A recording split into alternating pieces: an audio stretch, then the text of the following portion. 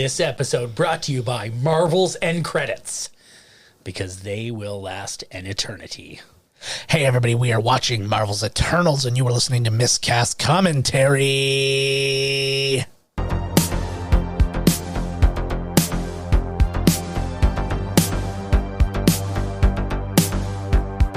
Hey everybody, welcome to Miscast Commentary. I am Joe Finley. I'm Todd Tebow, the Sailor Murray. And today we end our dip back into the MCU because we're all caught up again.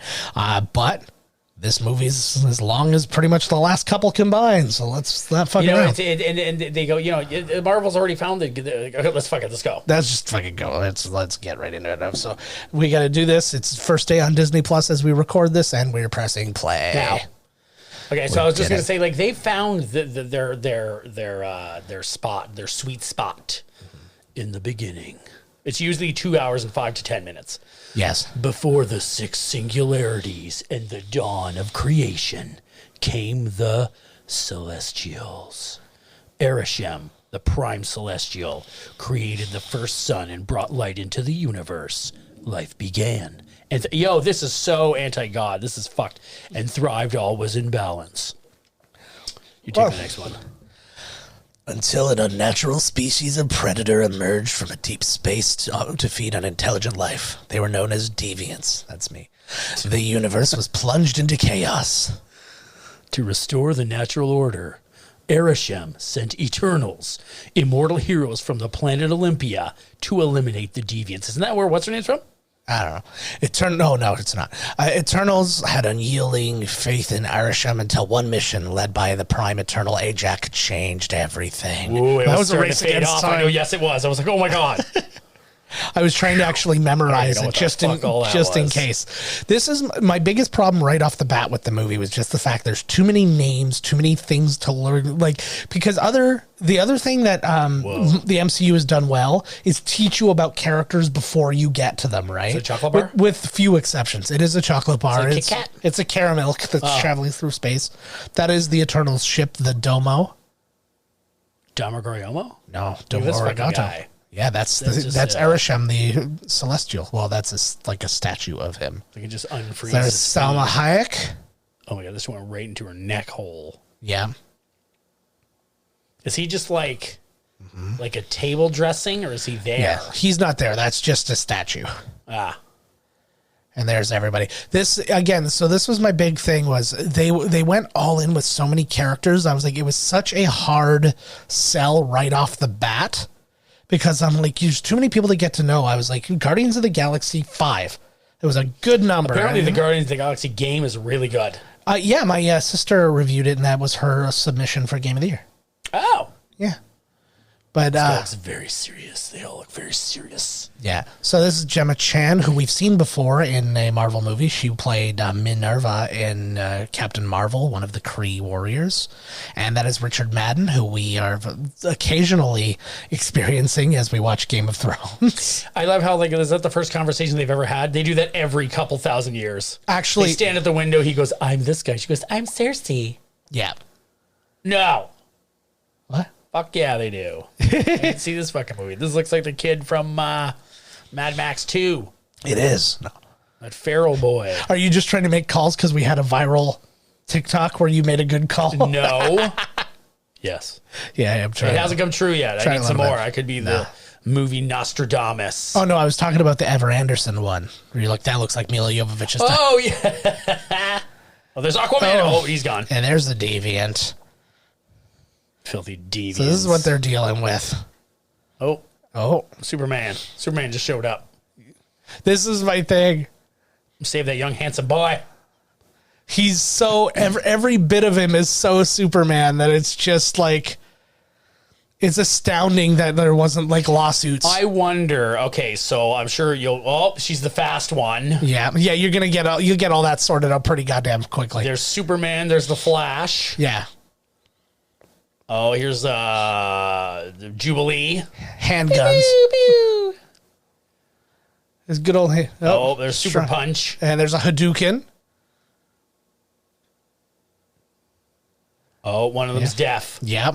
Makari That's like is... Wong's ripped brother. Yes.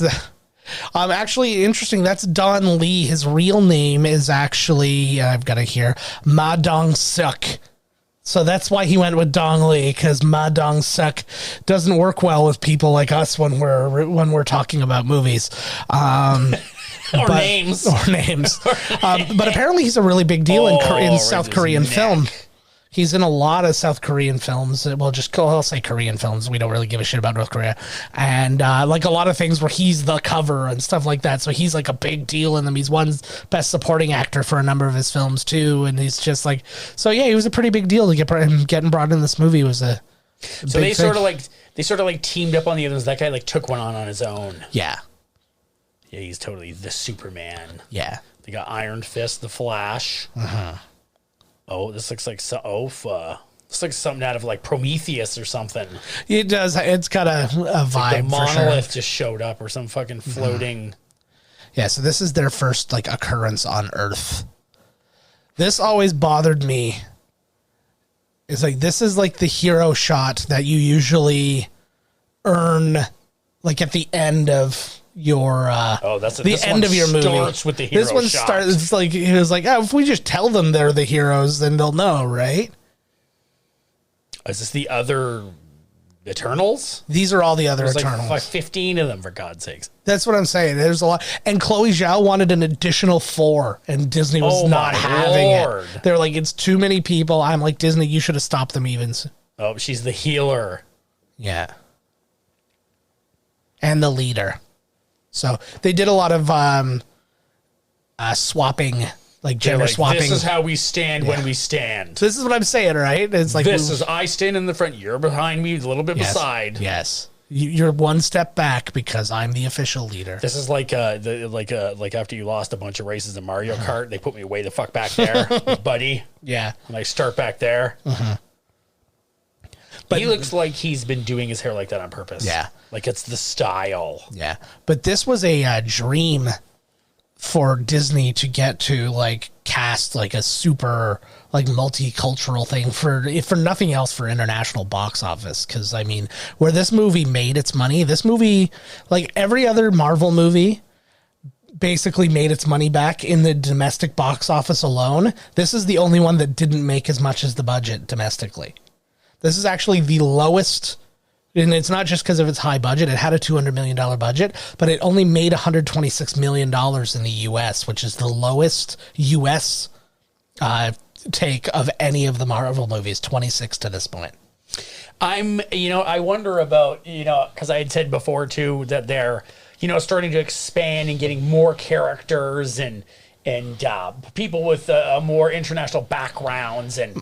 I dig the Pink Floyd tune. Yeah. And I worried about that. I worried about the North American audience wanting to see multicultural heroes. This was the thing, and this was what... usually these movies make so much money in the first weekend that it would have, anyways, before anybody... Yeah. But this movie, apparently, a lot of people said they did not like it. See, and I was one of them... would be like, oh, is it because of this? Or like, no, I just didn't like the movie. Yeah, as a reviewer, I did not enjoy this movie, but it was in such a harsh thing because by the time... Like, I'm out there saying this, but at the same time, there's all these people who are just shitting on the movie because they're not talking about anything about the movie. They're just like, it's just getting forced down our throats, making chicks be superheroes and colored people being superheroes and deaf people being superheroes and they gay already people were and that's in all these comics and things, right? Like, I can't say about gay or whatever, but they always had like girls and black people and hey, there's Buddy. Yeah, Kit Harington.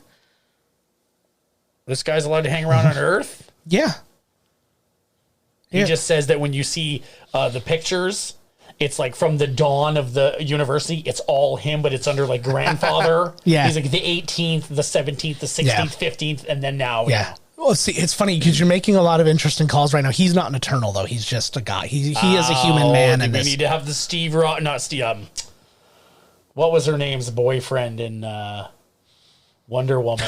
Oh, yes. Yes. Have the... I wanted to say Steve Rogers. I also want to say Steve Rogers, too, but it's something else. Yeah, he knows that. That's real memorable. Oh, the girls get a crush on that handsome teacher. Now she'd be the best history teacher in the world, right? So a big thing that's going to happen in this is you're going to actually see how they've created a world where these are the guys who they basically created all myth comes from them. Like Makari is Mercury and Athena is Athena, and like it's all like those different ones. And it was like, oh, so like basically almost every myth and god and everything is actually based on them, because they've been here since basically the dawn of man. She's allowed to, because I don't know, it looked like they were just waking up there before, but she's got a day job. Well, this is like 1,500 years later than what we just saw back then. Oh, no, considerably. This is like 15,000 years later. Sorry, yeah, they've been living here the whole time. Okay.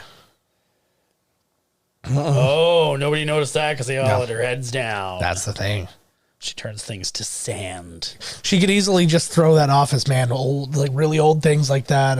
Is her power just to make things sand, or did she just age the thing so fast that it turned into sand? Yeah, no, she essentially just makes things into other materials. Oh, so not necessarily sand, but they're gonna show what's his name? He's here drunk and eating with his pizza with this old Benji. No, this is where actually you see Super Shredder. Oh my God, he's hanging out under this pier. Yeah. Oh fuck, there's a deviant. Oh. That dog needs to go tell someone. Look at Kit Harington try to be a white man dancing. Oh, good God. What would you do with yourself? Like how would you utilize your Oh, he's the mind flayer. No, she is. So basically, so the problem is the one character, Sprite, who's played by Leah McHugh, she looks like a permanent child. Right there? Yeah, so like she can't. You know what she looks like? She looks like she's animated, like from Rin Tin Tin or like Hugo or something like that. But yeah, like she's stuck like that. So like she's living in this like adult world, right? It's kind of like what's her name in that vampire movie where she was bit, so she's like eternally. Oh, Kirsten Dunst. Yeah. Who I texted you the other day because I was watching. I saw Wimbledon was on, and every person was on it, including him. Buddy, she's way old. So she's an old cradle robber. Yeah. Like, she's centuries old. She's millennia old. Oh my God. Stop fidgeting with my cable. It's going to get mangled. And he's a handsome devil. He is a good looking. You know what's really funny though, because I'm used to his Jon Snow voice, and Game of Thrones was his first ever role. Now he's been in other things. He was in Pompeii and Silent Hill Revelation, things like that. But like Game of Thrones was literally the first role he ever had. So that's the voice I'm used to having. It's like his Jon Snow voice, like that, like dire kind of whatever, right? So then to hear him just get to be a dude, I was like, oh, this is pleasant. Look at this. I love that he's like, something's going on here. It's like the water turns into coffee when the waiter takes too long. Yeah.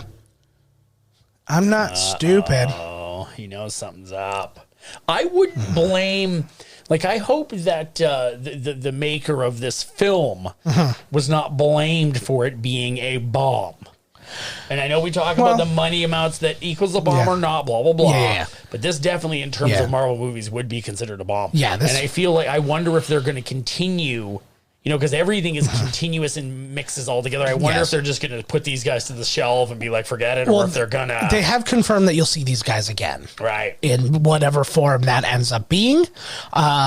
But Chloe Zhao, who directed the movie, she was the director of Nomadland. She actually won the Oscar while she was filming this movie. No way. So like it was a movie, like that was kind of like the big one she did, but then like it hadn't received its accolades yet.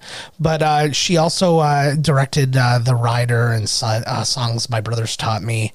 She actually edited most of the movies herself, other than this one, obviously. And she actually, the film school she went to was she went to the film school and she was taught by Spike Lee. No way. Was her professor. No shit. Yeah. And she is the first Asian woman. She's born in Hong Kong. She's the first Asian woman to be nominated for and to win an Oscar for Best Director. I want to see Nomadland. I think it's is it Prime? It's on something, yeah. Oh, what the fuck is happening here? Uh-oh. Bunch of invisible kids showing up here. It's well, that Sprite's thing that's like the Loki of the group, right? Can do all the is that a bunch of himself? Herself. Yes, but she's a boycott. Sorry, that's I know. I had the same problem, and it's a boycott, and then not a gendered name. It's just Sprite, and I'm like, but Sprite is a male character in the comics too. So like, none of that helps when you were trying to figure it out at the beginning. But Leah McHugh, not in a lot of stuff. She's very young. She was an American Woman, The Lodge, Into the Dark, and then we were talking about. Gemma Chan, she was also in Secret Diary of a Call Girl, Fantastic Beasts and Where to Find Them, Transformers The Last Night, Crazy Rich Asians, and as I mentioned before, Captain Marvel. Shit. Oh, fuck. So she's the one who can manipulate matter and stuff. Yeah, she manipulates matter. And the car just went like right through her. Yes. Or she was like turned invisible. Yeah, she can do all sorts of cool shit. Oh, here he is. Boom. He gives you everything you want from a Superman character, though. He has that look. He has that attitude. Yeah, had they cast him instead of Henry Cavill as Superman, I'd have been, yeah, okay, I get it. Oh, totally. Like, it's a good-looking dude. He's got the right, like I said, he's got the right look and demeanor. Oh, there you go. It's the old busting the old bunch of old flowers or whatever. It feels petals. You just took that line like a Norm Macdonald. Hey, that thing over there. That's a cool power, actually. It's a cool power that you think, like, if you just on paper you say that power, you're like, oh, that seems pretty useless. I'm like, yeah, they're putting it to use. No way. You just turn anything into. Why doesn't she just touch the deviant, turn him into something? Though there becomes a plot hole. Maybe they're too powerful. Maybe it's based because on they're an like element. the opposite power to them or whatever, right? Yeah. So she can't. Okay, fuck yeah! You just saw, babe. Come on now. So this kind of looks like a tree, symbiote or some kind of. It does have that kind of thing going on. I like the design overall of the deviants and stuff. I like. It's just that something that I feel is missing into this movie is the lack of a leader, something that's a real bad guy villain. Yeah, something that those are behind. It would be like if the Avengers was just the Chitauri with no Loki. Right, so these guys are just doing their thing, huh? Yeah, it's just why do they want to just? They're deviants. They just want to cause trouble. Yeah, smoke cigarettes out in front of the old. Why am I always on Pornhub? I'm a deviant. Exactly. Oh. See, little trickster, eh? I love some of the powers in this. Laundrette? Are they in fucking Quebec? Yeah, I don't know where they are. Oh my god, this is what you lay onto him, eh? Yeah, I know. Yeah, girl, come on. The worst thing is he kind of already knew. He he obviously doesn't have the whole backstory because he didn't have the comic. But wait. Yeah, exactly. It's like, wow, this is a tough one. Yeah, but after what you just saw today, dude, like, yeah, I'm willing to buy into whatever you're about to tell me because I just saw a lot of shit in a very short period of time. What's crazier than the fact that a woman who'd only directed 4 features, this is her 4th feature film to get this. And again, she got an Oscar, but she didn't have the Oscar when she got this role. So, that's, again, we've talked about the crazy gambles that Marvel's been taking on people. And again, Chloe Zhao was up for the role, up for the director job for Black Widow as well, but she turned it down to pitch this. And the writers know really not that much more experienced. Patrick Burley, so she co-wrote it, but Patrick Burley, he wrote Peter Rabbit 2. And he's credited for doing a little additional writing on Ant-Man and the Wasp, which could be come in for a day with a group of people and rewrite a couple scenes. And then Ryan Firpo was the other one, and this is his first feature-length film, with a writer credit on it. No shit. So he wrote a bunch of shorts and he worked on some documentaries and he's worked on crew for other things and stuff. But I'm again, it's where they pick the people and where they do the thing. And again, I guess depending on your feeling about this movie, maybe that was a bad decision. But He just asked him about Thanos. Why didn't you help with Thanos and stuff? Yes. See, I like that a lot too, because these guys are essentially supposed to all be like, it's like a bunch of Thors. Like a bunch of Thors and Lokis. They all have really crazy high-end powers, and it's like, oh, you feels like you guys could have took on Thanos, no problem. And it's like, yeah, but that's not really our job. Uh-oh. Oh, and he mentioned something about Doctor Strange or something too there before. Yeah. Uh-huh. I guess they didn't do that before. Nanobots. They've been infused with nanobot technology. That's what the trick ending is going to be. It's when you're going to find out that nano pets are a thing in here too. Oh, he wasn't even there. He just came to show up after 5,000 years to see what's up. Yeah, well, they broke up, and you want to keep a distance. No, he just left. Well, it's still a breakup. Oh, absolutely. There was no closure, though. Yeah, no, you got to have the closure. I'd be worried if I was Buddy. Kit Harington, new handsome Superman hunk comes back to town. Yeah, here's the guy your girlfriend says not to worry about. Yeah, exactly. So yeah, Gemma Chan, she literally she thought she was done with the Marvel Cinematic Universe just because you do a Marvel movie and then you could die or whatever, and you're like, oh, I guess that's it for me. And then Kevin Feige, after Crazy Rich Asians came out, he's like, hey, we've got an idea of bringing you into another movie as a different person, which I guess is the advantage of being a fully made up person, right? And then not having to do that. It's like, you can get away with a couple different roles that way.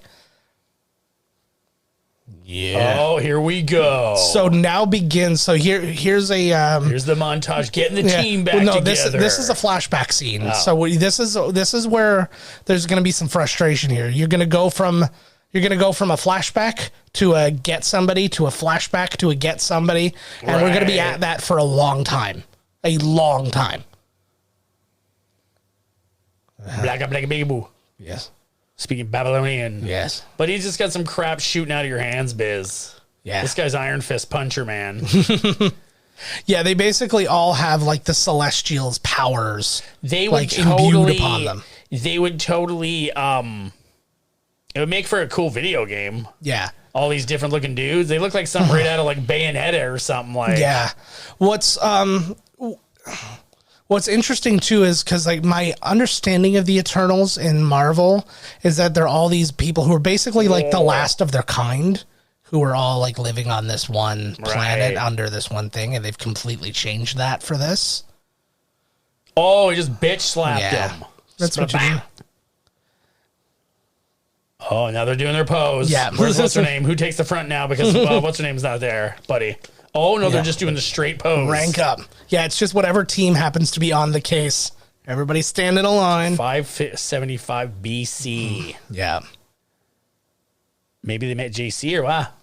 Get any JC scene? I was actually... That'd be amazing. The guy who brought the frankincense. See, there's a lot, and there's a lot of that in this, too. You'll hear them talk about. Yeah, the one girl made up... Sprite made up Peter Pan. Icarus. And, yeah. Well, and it's stuff like that, and then it's the this is the Celestial, so she can actually travel to him because she's the leader. It's a bunch of holes. Yeah. Well, it's zoom out, you'll see. It's actually apparently the wrong one too. If you actually look up, Arishem is one because it actually shows the deviant or the Celestial and their name underneath. And Arishem's a different one. This guy is somebody else, but I think they just liked him better. So this one, he's a more aesthetically pleasing Celestial. Uh-oh. Mm-hmm. See, this is that brilliant thing, though. This is the one thing that I give Vin Diesel a lot of credit for. He goes out and gets international people. Yeah. Because he knows that's where your money's going to come from. Because while Eternals didn't make more money than Shang-Chi in the U.S., it made more money than Shang-Chi around the world. Well, exactly. So she just flashed right over to the guy. Yeah. Yeah, she can go. She's got a really cool cell phone that goes right to it. Cool. She's got him on speed dial. There was a thing you saw at the beginning. There was this orb thing that traveled into her throat. And that was so this is Phastos, played by Brian Tyree Henry. He's their inventor, engineer kind of dude. So I know him. People know him. I know him best from Atlanta, but he's also in Boardwalk Empire, Crown Heights, Hotel Artemis. He was in Spider-Man Into the Spider-Verse, Child's Play, Joker, Godzilla vs. Kong. He's got a lot of good shit. He's coming up in Bullet Train with Sandra Bullock and Brad Pitt, and a bunch of other people in that. And then the movie Red, White, and Water with Jennifer Lawrence. So I like him a lot, actually. And he's definitely not a low point in this movie. I enjoy him. This guy's a low point. What, he just came up with some newfangled... Yeah. Well, the thing is, he's inventing, like, what they're making him do, because he keeps coming up with these crazy inventions for the humans, and they're like, no, you can't, like, rocket them into the future. Oh, okay. So they're like, so we gotta start out simple with the wheel or something like that, where he's like, I have a thing where they'll have power for the rest of their lives, and he's like, no, we can't, like, you can't. It's kind of like the Prime Directive with a twist, you know what I mean? It's so weird for them to not be able to interfere in anything that's happening, yet they can make things for, like, wouldn't that be changing it right there? This guy's inventing the wheel or whatever for them. Well, no, it's, yeah. You know what I mean? And they're creating lore and stories that carry on through, wouldn't that itself? Yeah. I think they sort of half explain that. Right. Oh my God, this is like at Harry Potter's birthday. Oh my God. That would be pretty great. That would be better story time than I can offer my poor kids. This is like he's like, wow. Yeah. The like when C-3PO is telling the story to all the Ewoks, and like, woo, and he's like, come on, bro, and they're like, woo, exactly, all the fucking Ewoks, exactly. Woo! The vibe I got. So the one thing I promised I would tell the story about my coming to review this. It's actually the whole story is told in my actual review for this, which you can find on the channel. I'll put the things over here somewhere. But you basically, after working a 12-hour overnight shift, I came to the Scotiabank Theatre in Toronto to come and watch this movie. And so I was exhausted, and I found a place to park, and I go in. And the last time I had reviewed a movie was No Time to Die. And when I went there, it was about 45 minutes early, and there was this huge lineup of people to get their, like, credentials and all that kind of stuff and then go get their seats. So I went in. Door was locked. This was about 45 minutes early too, and the door was locked. Like, the place wasn't even open yet. So I'm waiting out in the cold, and it was raining, and I'm just waiting and waiting and waiting. Finally, somebody opens the door, and they're like, "Do you want to come in?" And I'm like, "Yeah, please." So I come in, and I said I was there for the screening. He's like, "Yeah, okay." And I go up. There's nobody there. The lights aren't even on yet. Like, this place is closed, and I'm just standing there all by myself.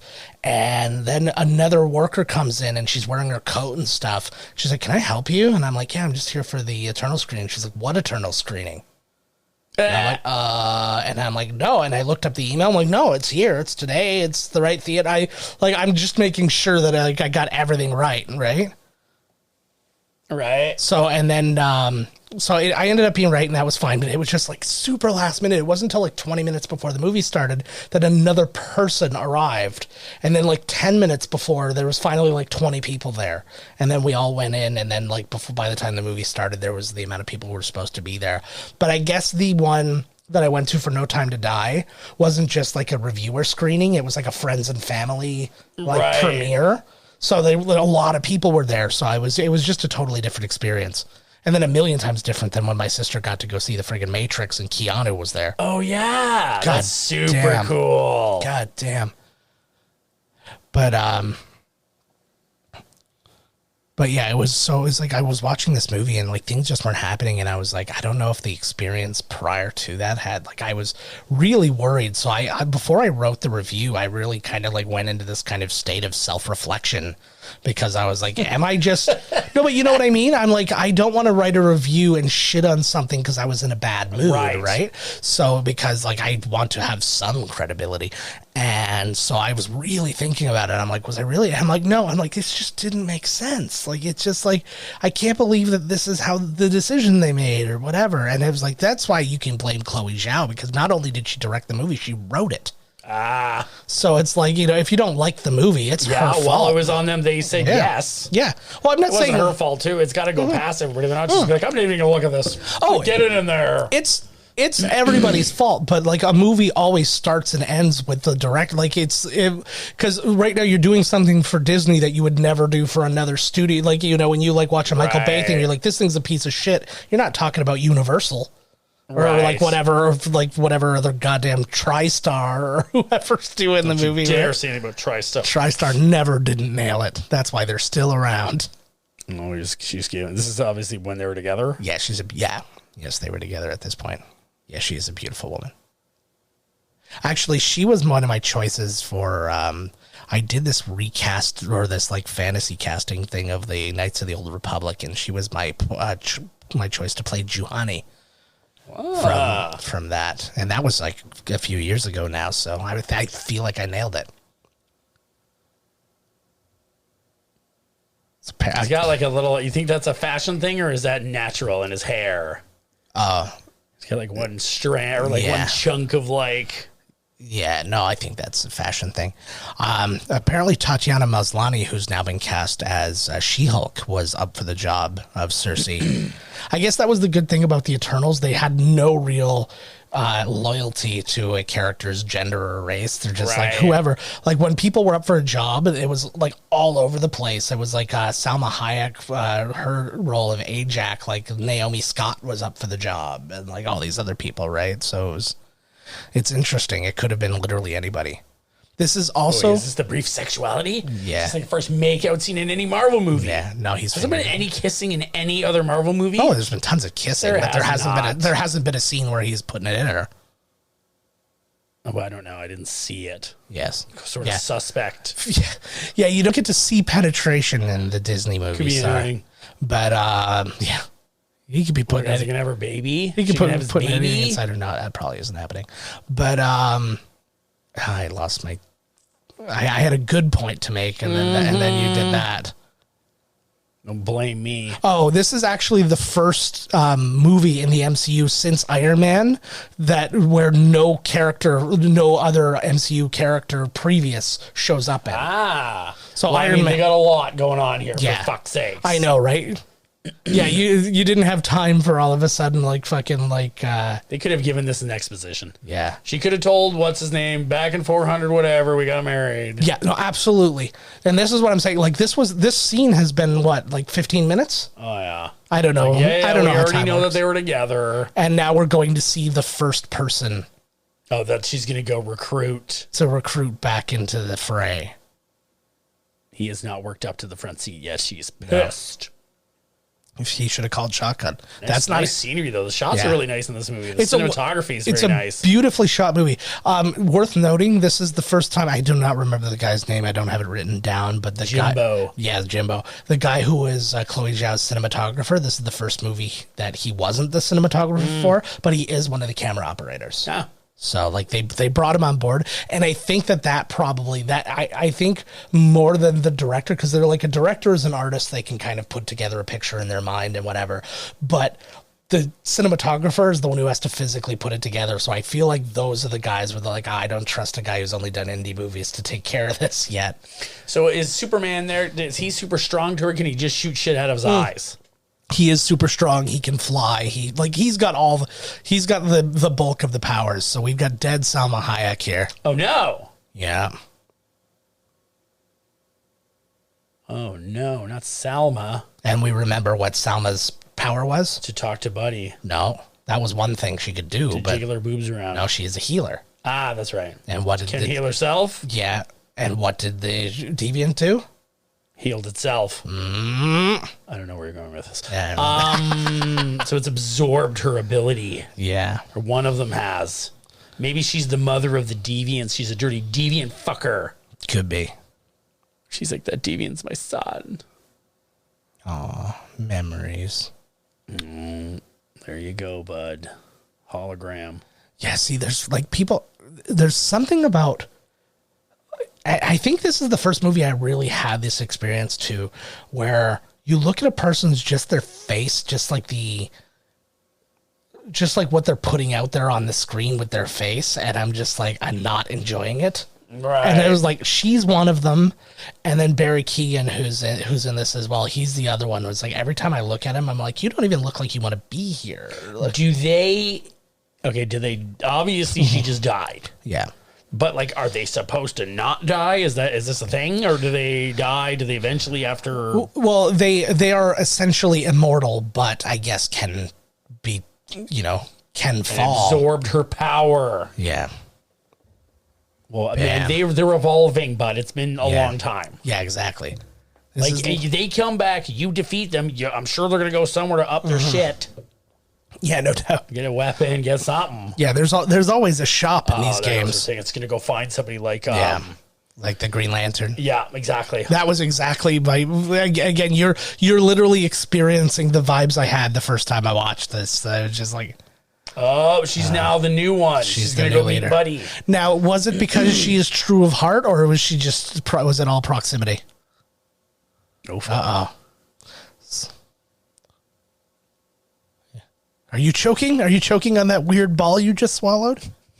Like the wrong way. Yeah. Are you choking because you didn't eat it properly and you just jammed it into your throat? That would have been amazing. She's like, oh, and then it coughs it up, and she's like, oh, God. Mm-hmm.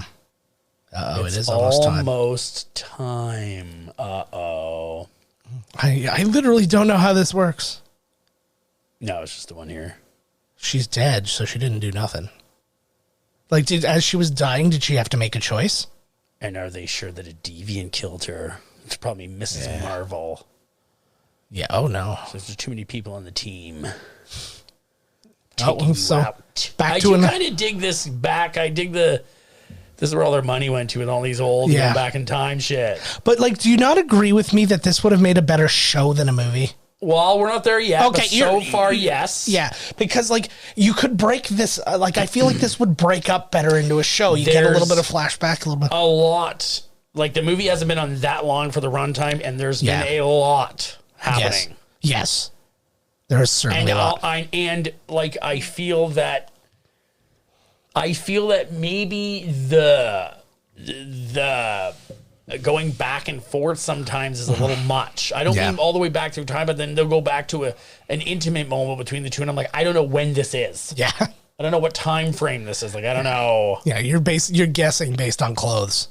And this guy really reminds me of the Flash. Oh yeah, he's got Ezra. I had to look it up because when I was writing the thing, I actually wrote Ezra Miller. There's that old homewrecker. Yeah, ruined Brad Pitt's life. Broke up I feel like Aniston and him. I feel like he's doing just fine. Jennifer worries me. So not supposed to help them. So Barry Keoghan, and that's the thing. Barry Keoghan, his power is mind control. He could literally make all this stop, but they're like, no, you can't. You can't. So this is why that's him explaining technology is part of their evolution. That's why he kind of like helps it along, but he's not. Like, they're not allowed to kind of take sides or, like... What's her deal? Oh, here you go. She's the warrior. Oh, yeah. But she also has a problem. What is happening? Oh, she's attacking them all. Mm-hmm. What the fuck? Oh, she just stabbed Buddy? Lots of things happen. So apparently when she agreed to do this movie, she asked for a very small role. Oh, there we go. Yeah, she asked for a very, very... Oh, my God, she's not dead. No. Well, this is a flashback. Time. Yeah. But, and see, this is where, like, problems come in. But again, this is why you mind the clothes. You kind of, you know where you're sitting if you're really looking at the clothes. Uh-oh, she's got voices in her head. Yeah. She's losing it, girl. She's got something going on. But, yeah, apparently... Of course she does. A custody case, 18 kids that aren't hers. Yeah, I hear you. But she... Oh, schnit. Oh, she's already died 5 times ago. Please stop. But yeah, she asked for a very small role in the movie. And then when she looked at it, she was a lot bigger than she had like initially agreed to. But she kind of just decided to go all in. Go with it. So she started really getting into it. And like she invented her a portion of her like fighting style. And so is she just losing it a bit? Or like what the fuck is going on? Yeah, they explain. Oh, yeah, this is what you got to deal with all the time. Oh, yeah. Fucking mood swing. Oh, my Christ. She just got pounded. Ain't nothing wrong. It's okay to punch a lady if she's flinging around magic light things and trying to kill you. This is actually the first time the term "bitches be crazy" gets used in human evolution. They started it, yeah. Yeah. Yeah, Kumail Nanjiani goes, "Bitches be crazy," and then one of the humans hears it, and he's like, "Oh yeah, we haven't really seen him." There he is. Yeah, yeah, he's barely had a line yet. What happened, girl? Come on. She doesn't know. She's got a problem. Nice job, lady. Yeah, she's the one who like. There you go. The Mad Weary. Oh fuck. Oh, time is starting to it's kind of cool actually. So much time has gone by that your memories are like stacking up and starting to break through the other floors and shit. See, and that's something that happens. They literally come to a planet and live there for like the planet's entire existence, and then they go back to their home planet, and then they get sent to another planet. But every time they go back to their home planet, their memories are erased, and then they start everything fresh again. She's got Total Recall, bud. Yeah, so that is essentially what's happening. Yeah. The memories are all cutting into each other and shit. That's a really good way of putting it, actually. Fucking right.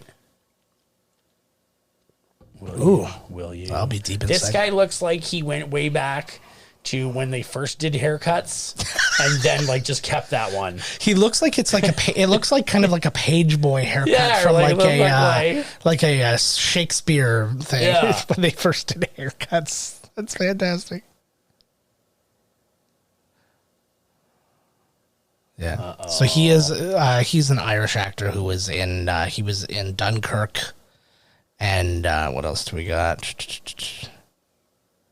He was in Norfolk, Dunkirk, The Green Knight. He's going to be in The Batman upcoming. Ooh, I'm really looking forward to that movie. Me too. I just finally got it. No, I have been looking forward to that one.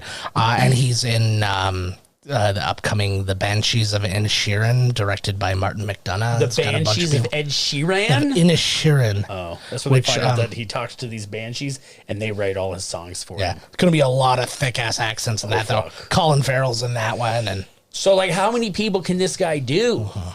Has he got a limit? Like, he's got everybody here on the battlefield. Yeah, I think he has to be able to see them. Ah.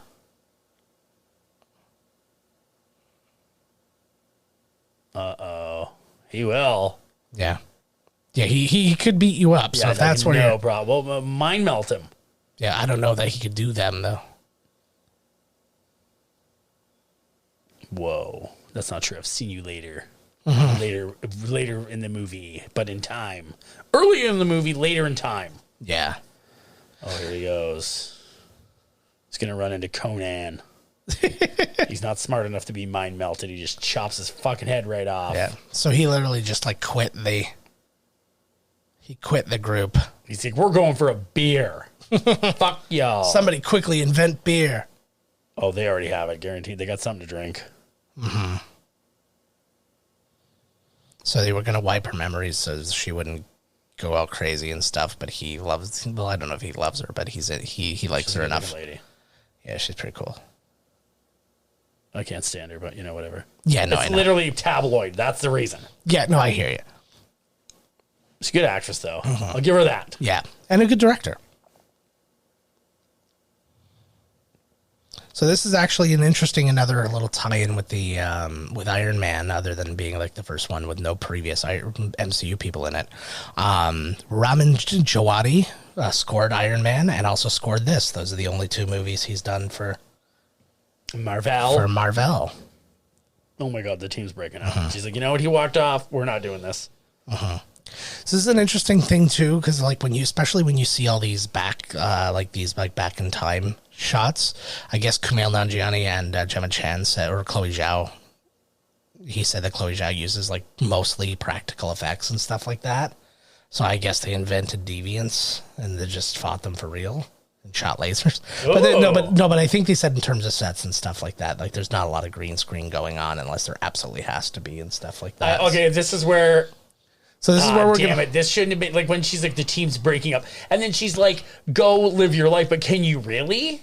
Yeah, you can't do any. You're not allowed to make any impact. You're not allowed to. All your friends are gonna die, and then eventually you're gonna have to go fight. Oh, sweet. So I was hoping it would go to. Obviously, he's like a Bollywood prince or something, right? Yeah. And I like when they do we're breaking up, and it should have been like an AC/DC tune, and it like the radio pulls out from some crappy radio, and he's like under the car, greasy. Hey, what the fuck? What'd you just say? Yeah. I said they're called deviants. Yeah. They're called deviants. Fucking where's my sandwich? You know. Yeah. Like, Well, to me, whenever I think about it, get the gang back together, it's always Armageddon, right? So I was like, that's what I was expecting 100%, and I was like, this is not that version. Could you imagine how long Armageddon would have been if you would have had to have a flashback and a full scene with each guy instead of "Hey you," and they look at you and then and then the nod? That's the nod. Well, that's like all it is. I think nobody did it better, like in a fun way, than MacGruber. Where he got the whole gang back to, it was all wrestlers. And then they all get exploded in the try. I like that, actually. I thought they were going to be in the movie, the whole thing. Yeah, no. And all of a sudden they all get exploded. Gone in 5 seconds. So it was beautiful. So is this like they're still getting the team together here? Yeah. And they're just introducing the characters as... Yep. We are over 45 minutes into this movie, and we have only met the third or fourth character. Oh, Lord. This is what I'm saying, man. Like, Jesus Christ. This is a lot. They could have put it all together in a thing, like a quick montage. Yeah. And again, this would have been fine for a show. I would be all in. Like, I would be saying this show is amazing if this was a half-hour program. I also find it weird to have already seen these characters and then now to be getting the band back together. Yeah. You think that once you would be, you know what I mean? Then you'd get to the characters, then you'd see. Yeah. I agree. You know what I'm saying? Like, is that kind of weird to have already, now we're getting them back together? Yeah. Like, what is this, the sequel that's happening in the middle of the first one? Pretty much. What the fuck is going on here? Pretty much. I like what he said, because basically his valet there, who's played by, I gotta get his name too. God damn it. Harish Patel, he's a big Bollywood actor. He's done tons of stuff, but he was also in Coronation Street, and he was in this show, Four Weddings and a Funeral. But yeah, they brought him in, and he said that he mistook him for a vampire and tried to kill him one time, which is apparently a nod to one of the other characters she wanted in this, which was Vampiro, which was another Eternal who looks like a vampire but isn't one. Vampiro. Which I don't really understand the point of him. Like what a weird trait to give somebody to comic. He looks like a vampire, but he is not at all. He looks like a vampire, but don't worry about it. And he is really, really wimpy. Like below human. Yeah, if you're expecting vampire, you're going to be disappointed. It's the first of a trilogy. BTS. To do kidding. I kind of want to like dip my toe into Bollywood a little bit and just watch a couple of Bollywood movies with like just an open heart. That's right, buddy. You listen to this guy. Shadow Warrior 2. So that's the posters of Bollywood films, especially like Bollywood action films, are like infinitely cooler than anything we put together. No, that's all right. The clouds look nice. Yeah, we'll be fine with that. You've had a nice time. Always bring a buddy with him. So he's making his own documentary about this now. See, this is what I started being like. Zoom in, right? Yeah, this is when I started like calming down a little bit, because I'm like, what is this movie going to be? Then he came in, and I'm like, okay, I can enjoy myself now. I like him. Oh, Kumail is the best, man. He's in everything. Of course, he was in Community. We don't even have to ask that question. But he was in Silicon Valley was his big one. He was in Burning Love, Franklin and Bash. He made a huge impact with his own movie, The Big Sick, that he got to star in. He was in Stuber with Dave Bautista. What is that? Wow. Did she move out of that seat after turning invisible, or did he just sit through her? Oh, I don't know. Maybe I could turn a rock into.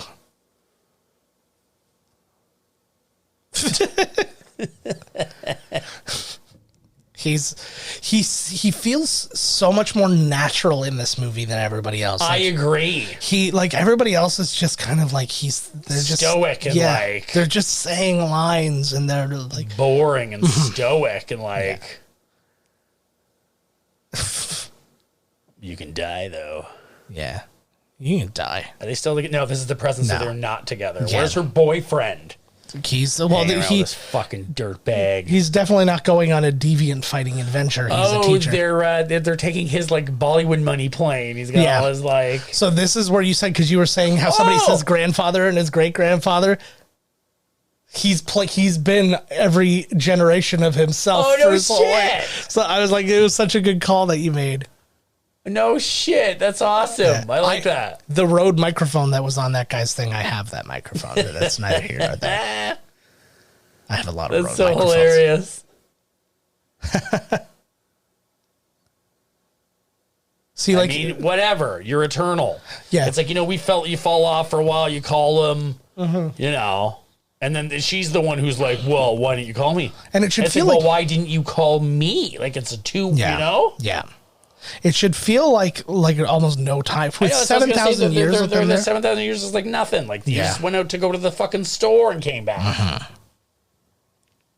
That's right, bud. If you were there with your little shooty hands, that is true. You would have been alive instead of making these silly movies. He's one of those guys where it's like, I feel like he's capable of a lot more than we've seen from him so far. I think he's got a good drama in him. I think so too. I guarantee you he's going to get something good after this. I'm telling you right now. I think he deserves it.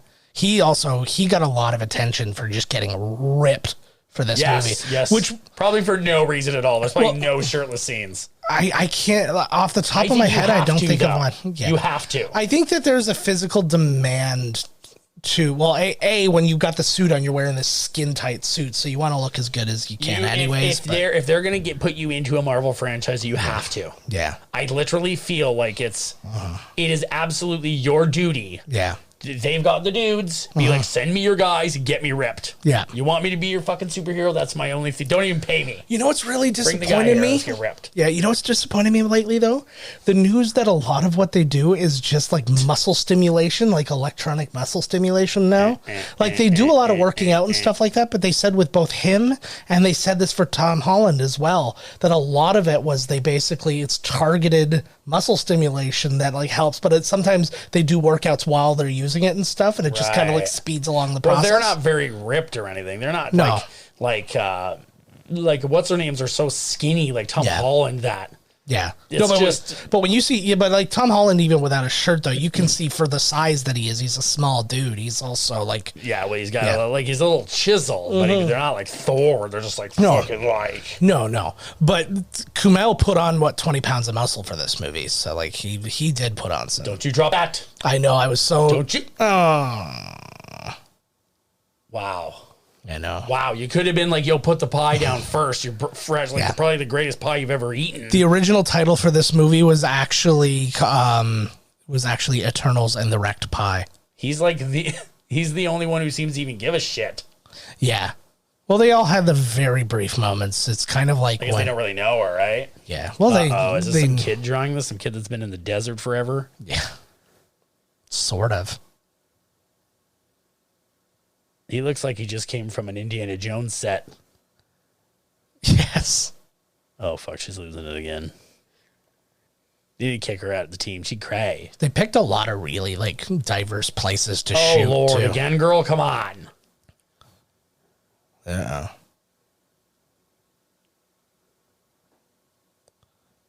Where's Centauri 6? I don't know. That's somebody. Next to 5 or what? Probably. It's the sequel. Oh, shit. Here we go. There we go. Oh my God! You gotta tell this chick all the time. Yeah, this is the thing. Just kick her out of the team. Hire, buddy, Kit Harington. Yeah. Well, and this is the thing too, is you're not even gonna get you've done this once. Like you should have the fight. There should be a quicker way to resolve this now, because you're even if you went as stupid as hey, the sun's getting mighty low with Hulk style, right? You know what I mean? But I was just where do I know that from? I know, but it was getting mighty low.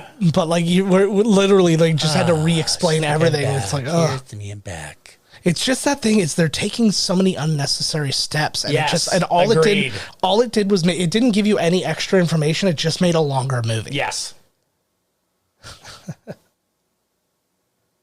Oh, this is now. Uh-huh. Yes. Yeah, I know there was a lot of sand around, so that went threw everybody off. So again, that's what I said. Always look at the clothes. The clothes will let you know where you're at. Where they are. Or if there's just a random other person like her. Okay, so how come Buddy's valet can come along, but not Kit Harington? Well, he's got no fucking powers, unless he does. Well, she was protecting her boyfriend by saying, don't come. Whereas that guy works for him and he wanted him to come. Because he's like filming the whole thing. It's not like they're not allowed to by some sacred rule. It's people are choosing who to protect and who to not protect. We're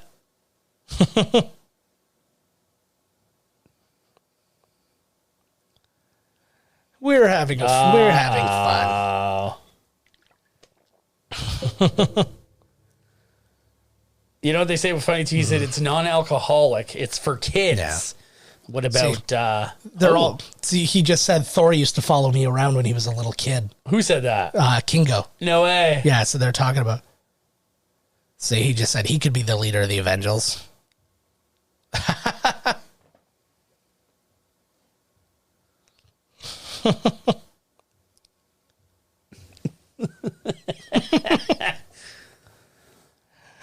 I like that because it's the one thing the movie, like, it doesn't need it. That's not what I want to say, but it feels like it's still missing at the same time is a connection to Marvel.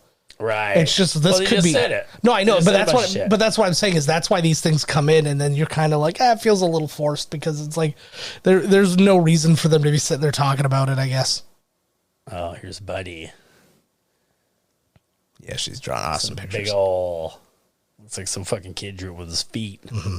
Now, does she have the power to erase her memories? That's something I don't know because, like, that wasn't like her own. Well, no, but I was talking to erase like Angelina Jolie's memories and stuff because Salma Hayek was going to do it, but her powers were around surrounding healing and stuff.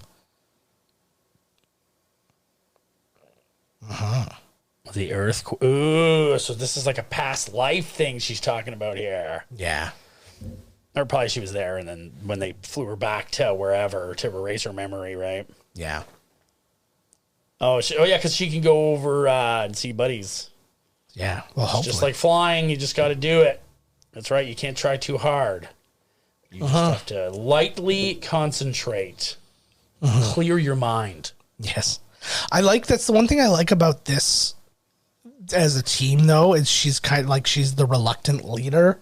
And she's like, I don't know how to do that. Where like everybody else, like every other team has always had like somebody who's like even Guardians of the Galaxy, like, Star-Lord comes in with all the confidence in the world. He's like, of course I'm leading this team. So it's a new dynamic for teams, but again, it's just such a big team. There it is. Here we go. Look at this big old guy. I feel like shit, they're pretty fucking big. Yeah. How far away would they be that you couldn't pick these guys up with the Hubble or something like that? Oh my god! Because they probably they're on some other plane. Yeah, I was gonna say, or they're hiding behind a black hole. Oh yeah. This guy looks like Galactus's like little brother that's into BDSM. Uh-oh. That'd be amazing if Galactus came up and said, fuck, stop fucking around. Yeah. To bring forth who? Tiamat, the next celestial. Rebellion new celestials must be born. Okay. We're not banging out there, I guess, huh? No. I plant celestial seeds into host planets. Oh, fuck. This doesn't sound good. Yeah. So this is the whole thing that's going on. You're going to find out a lot of truth in this little scene here. Uh-oh. And he's going to emerge and rip the fucking planet apart. That's what your name's talking about. You got it. Yeah. You got it. Oh, Lord. So this is what happens is the energy that having a lot of people on the planet, like the celestial actually feeds off of the energy, which is why they help along their evolution by like allowing. It's like a kaiju. Yeah. So to really explain why they don't prevent wars and stuff, but why they help with like other stuff. They want as many people. No, but this is kind of like the dual thing. So the first thing is that they help them evolve because they can create greater war, but also war creates more evolution, because they're like the biggest technological upgrades that have happened through all human history have all happened because of war. From medical stuff, weaponry, just technology in general, all comes from what they need to like gain advantage in war. So it's like that's why they just let the wars happen and do all that. Wait a second, I'm listening to this fucking guy. Like, where the fuck? I was literally just gonna ask, what the hell do these guys do? Yeah, they basically are the universe creators. And split God into gods, and that's what they're doing. And then they grow another one. What's his job going to be? To fart off somewhere else and find his own territory to make some planets and shit? Well, it's like, it's the universe is ever expanding. They got to fill it. And then as things just get destroyed, like, because like supernovas and things happen, they... Yeah, I was just going to ask, so Salma Hayek knew about this? Yes. Because she was the one that could speak to him? Yes. See, and now she's finding... Uh-oh, they're going to have to rumble Buddy here. Can they attack their own creator? Ooh, there is no Olympia. It was all fake planted memories in your head, girl. Yeah. So this is the biggest change they made. Is that an A-bomb? Fuck that. Yeah. No, it's Mushroom Kingdom. Ah. Wouldn't that be amazing if Yoshi was here? Oh, now they're going to find out their whole lives have been a lie. Of course it has, because everything fucking gets erased. You betcha. Oh, I just ripped a sweet fart. Oh, I'm really glad that made it into the podcast. See that thing there, that opening? That's what it looked like when I farted. That old cranky lady from the Dark Crystal should be here. Yeah. The Great Conjunction! Bougie, bougie, bougie, bougie. So this is what she's finding out. They're not even people. They're actually like androids. Cool. They're androids that can feel. Yes. Yeah, they're not like just regular ass robots. This is like the end of Blade Runner 2049. Yeah, a little bit. So I don't know from Easter eggs if there's characters in there that you would recognize as different Eternals or not, but I'm willing to bet there is. I feel like we could have been here way earlier. Like way fucking earlier. This is what I'm getting at. We're at over an hour into this movie. What the fuck? Like... The first fucking thing that should have happened was like you get a little bit of their lore in the right up there. Yeah. Then you get the team. The first thing I feel like that should have happened was she finds out that Salma Hayek is dead. Yep. She goes to find Salma Hayek. That thing goes into her. Yep. And that's when it's like we got to get the team back together. And then you shrink the prologue. And then you could even have Richard Madden show up when he does and like that kind of thing. So shrink all that down a little bit. And then he comes and gives her the news that she's dead. And it's like, we have to go because she's dead. Right. And they go, and then that happens. And it's like, so that whole scene goes from 30 minutes to like 10. Oh my God, that's what took down the dinosaurs. You betcha. They never found any deviant bones though. Yeah, they look like, I think they're mostly morphed into them. Yeah, they look like mostly cartilage. Oh my God, it looks like something right out of Bug Movie there. Yeah. With, what's that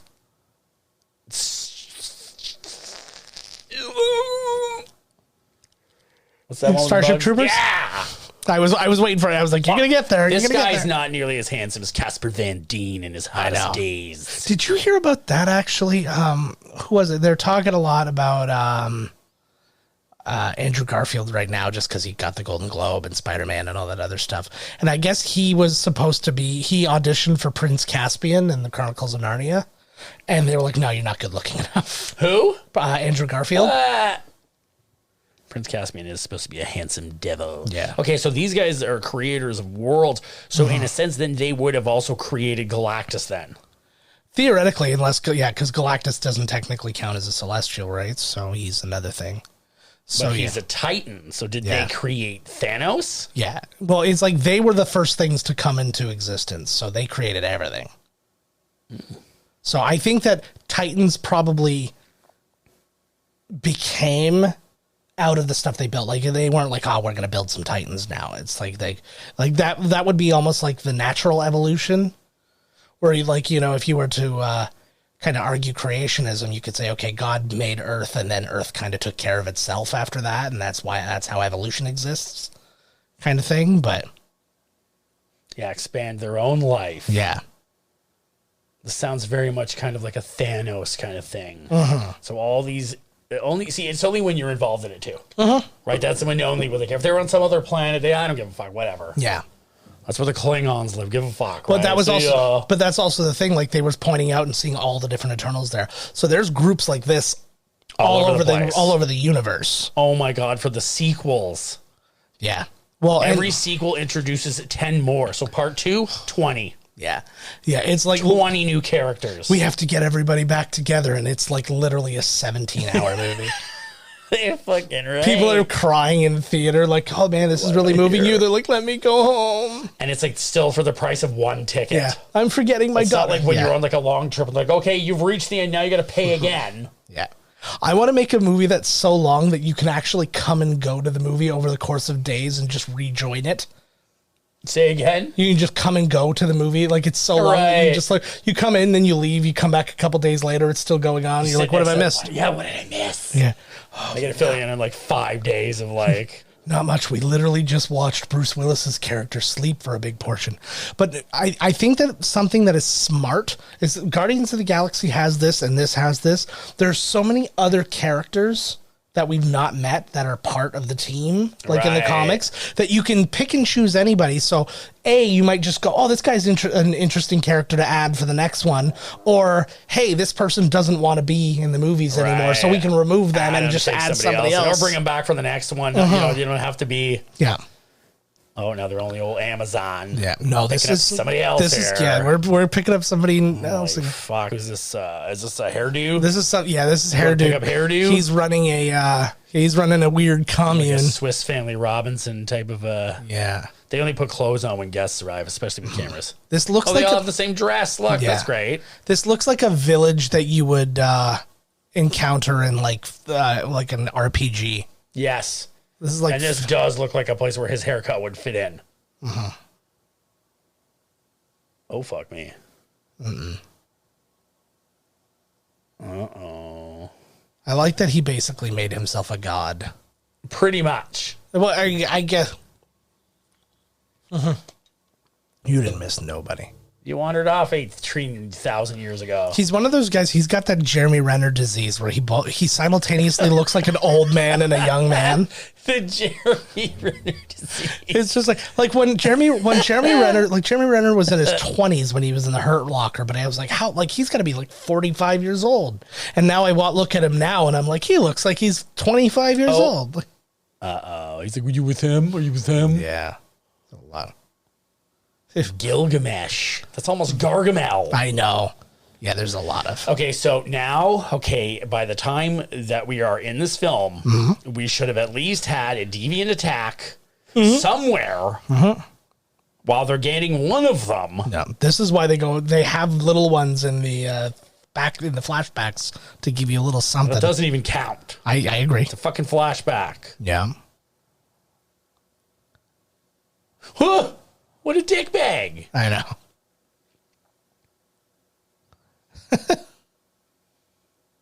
There's no acting there to me. Like everybody is emotionless, but not like him and his valet are the best ones in the whole movie. I know.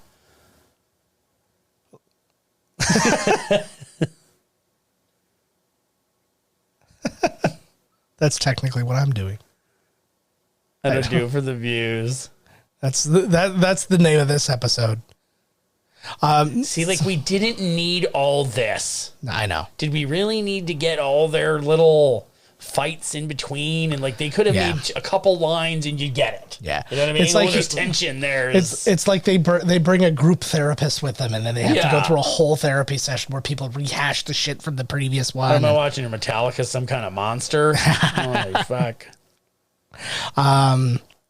So apparently up for the role of Icarus that Richard Madden plays, Charlie Hunnam, Alexander Skarsgård, Armie Hammer were all up for the role. Sam Heughan was also up for it. Ooh, soft ear music, something's happening. Yeah. This guy he just stays up all night wanging. It's one thing I'll definitely give this movie. It is a this shot is this like setting is beautiful. It's a very nice looking movie. Yeah. But I think it's got too much going on. Yeah. And again, this is where I lay deep into if this was a show, I would enjoy this show. Yeah, there's some fucking action. Because, well, it's like, but you would basically like put a little set piece in there into each one, because like that would be the one thing you'd need to obviously flush this out a little bit more to make it a longer thing, to make it like, say, make it 8 episodes or something like that. So you'd have to flush it out with some deviant attacks and with some, whatever. I agree with you. I feel like they could have, if they wanted it to be like this, they could have turned it into a show and stretched it out even more. Yeah. And then had more moments. And I feel like it would have played better as a TV show. This feels like just a way expensive, like a really too expensive Disney show.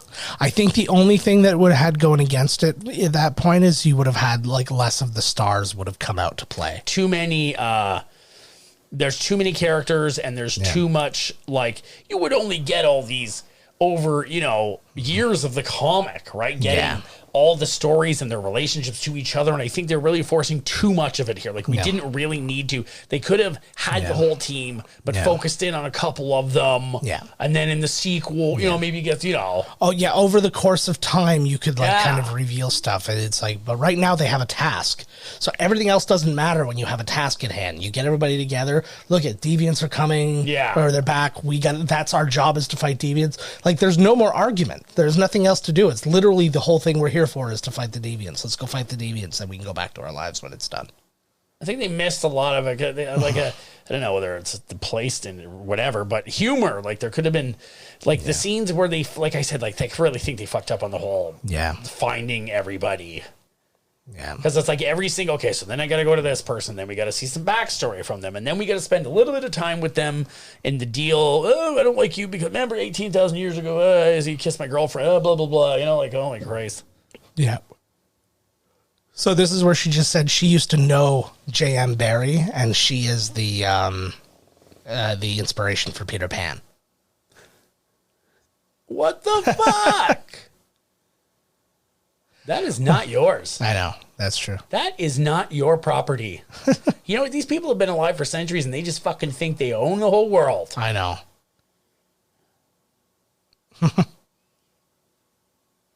Yeah, dude. Oh, yeah. Why are you saying this? What's wrong? Yeah, this they go make amends. Why right now? Yeah. What, it's the world ending or something? I got no bars. Click. There's some giant guy gonna break out of the planet, do a big just like break the whole place. I like that too, because that was literally just, hey, we haven't talked about this guy in a little while. Let's throw him in real quick. You think he couldn't have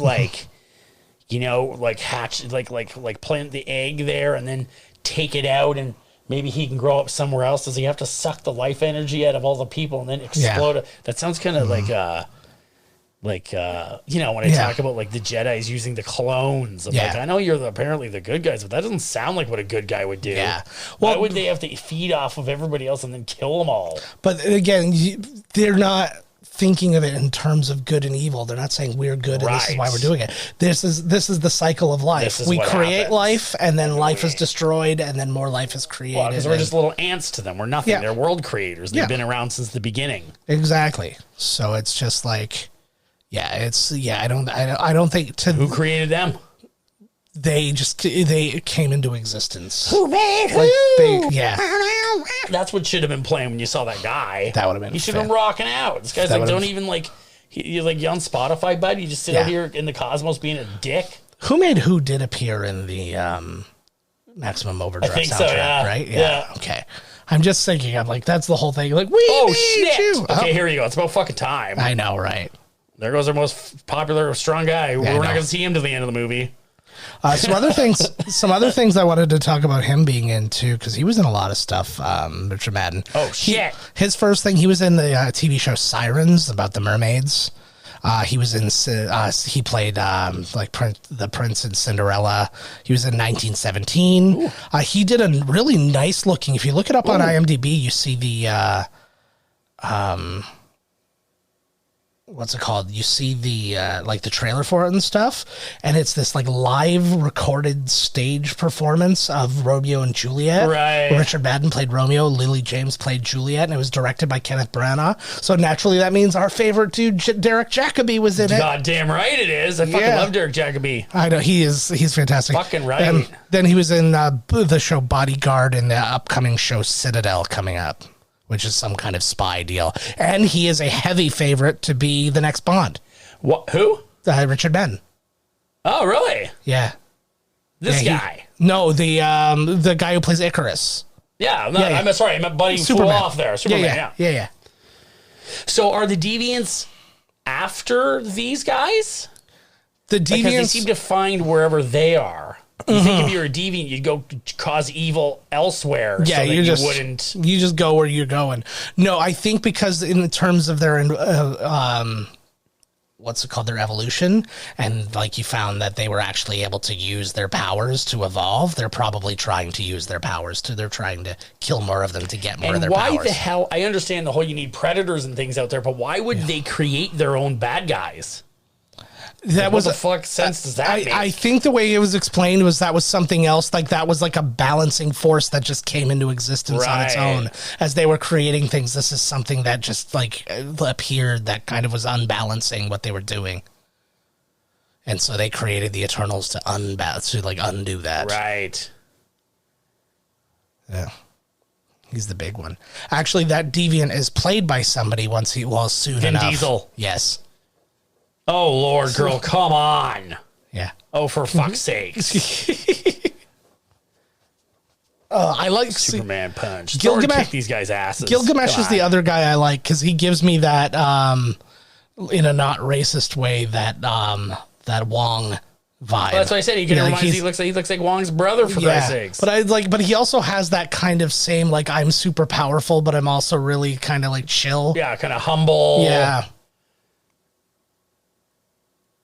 Why don't you mind flail him? Yeah, I know. So you get turn things into stuff. There we go.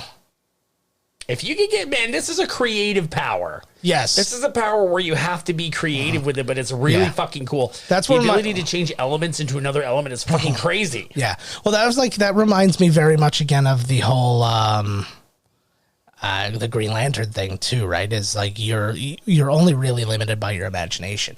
Yeah, that's not cool, buddy. Druig or whatever. He's like, I don't even know where the river is because I don't know where I am. Yeah, I don't know because you've taken my mind over for the last 5 years. Yeah, if anything else, they should have just one last time used his powers to get them to the river. Yeah, like what? They're dead. He's using them as fodder. Yeah. I hear you so far with the nobody is leading these, but I have a feeling it's going to be the fucking Celestials. Because why would they create their own fucking bad guy to kill these guys, essentially? Like, what the hell? Why? That's like, I have 2 kids, and I'm going to make sure that for eternity they are pitted against each other. Yeah. It's like, that's cool beans, bud. It's Cain and Abel kind of deal. Oh, look, they're all kinds of different ones for the toys. Yeah. That was 100%. It was either that or the design department was just so, like, I've got these awesome ideas and I do not want you to not use any of them. They have to all come into play. Uh-oh. They're morphing. Yeah. Oh. It would be very funny to me if, Right, okay. Yeah, there we go. This is actually what I was just going to say. It's like where it takes him a long time, and I was waiting for him to say something like, sometimes, like, stop talking to me. I have to start over when you... Like, right. Boom. That's pretty good. It's a weird idea to me that he's got, like, finger guns, essentially. Yeah. That would be kind of a Hadouken there. Yeah. It would be very funny to me if one day he was like going off and he was doing like one of his press things. He's like, hey, how you doing? And then he accidentally shoots out some energy and I was like, oh, shit. I, so far, have no emotional investment with really any of them. Right? I don't give a fuck whether these things eat them. I don't really care. This is how I felt about Fear the Walking Dead. I'm like, I literally have nothing for anybody. I like Gemma Chan. I like Richard Madden. Like, I like the actors. Well, exactly. Me but too. I don't care about the characters. I'm just like, I don't give a shit about these guys, man. The fucking Deviants, I don't give a fuck. No. Or, sorry, the Celestials. Yeah. Well, it's everything. It's just like literally at this point, all I was thinking about, all I kept thinking about was, why aren't you what is this going to lead into? Like, right. I'm done with this being its own movie. So tell me where this is going, so I know. This action scene went longer than I thought it was going to go. Yeah. Yeah, these guys are pretty tough. He's taking with Superman here. Yeah, exactly, right? Oh, he's getting all scratched up. He's pulling the Revenant. Yeah. This is the exact scene when he had to kill Zod. Yeah, Zod wouldn't stop shooting people with his beams. That's exactly right. That's exactly right. Oh. Oh, she didn't like that she stepped. Oh, fuck. Oh. Turn it into a solid around him, but not around yourself. Yeah. Oh. Uh-oh. There you go. She's doing you one better. So are they... Okay, so like these things are super tough, I guess, these deviants. Are they also like super fucking tough? Like, or is it just their powers? Like, if I ran up to Buddy and he wasn't doing anything, I clocked him in the back of the head, is he going to be... Oh, I see what you mean. I would argue no. I like that. I turn him into a tree. Yeah. See, that's fuck cool power, man. See, and I like that because that's something they built, too. I was like, that's something you could steal from set if you had a big enough truck. Oh, girl, get over. You just turn him into a tree. Big fucking deal. I feel like that's a tree that exists in Guillermo del Toro's backyard. See? Oh my God, yes. It's like you fucking borrowed it from Tim Burton. Yeah. The Guillermo Burton forest. Oh my God.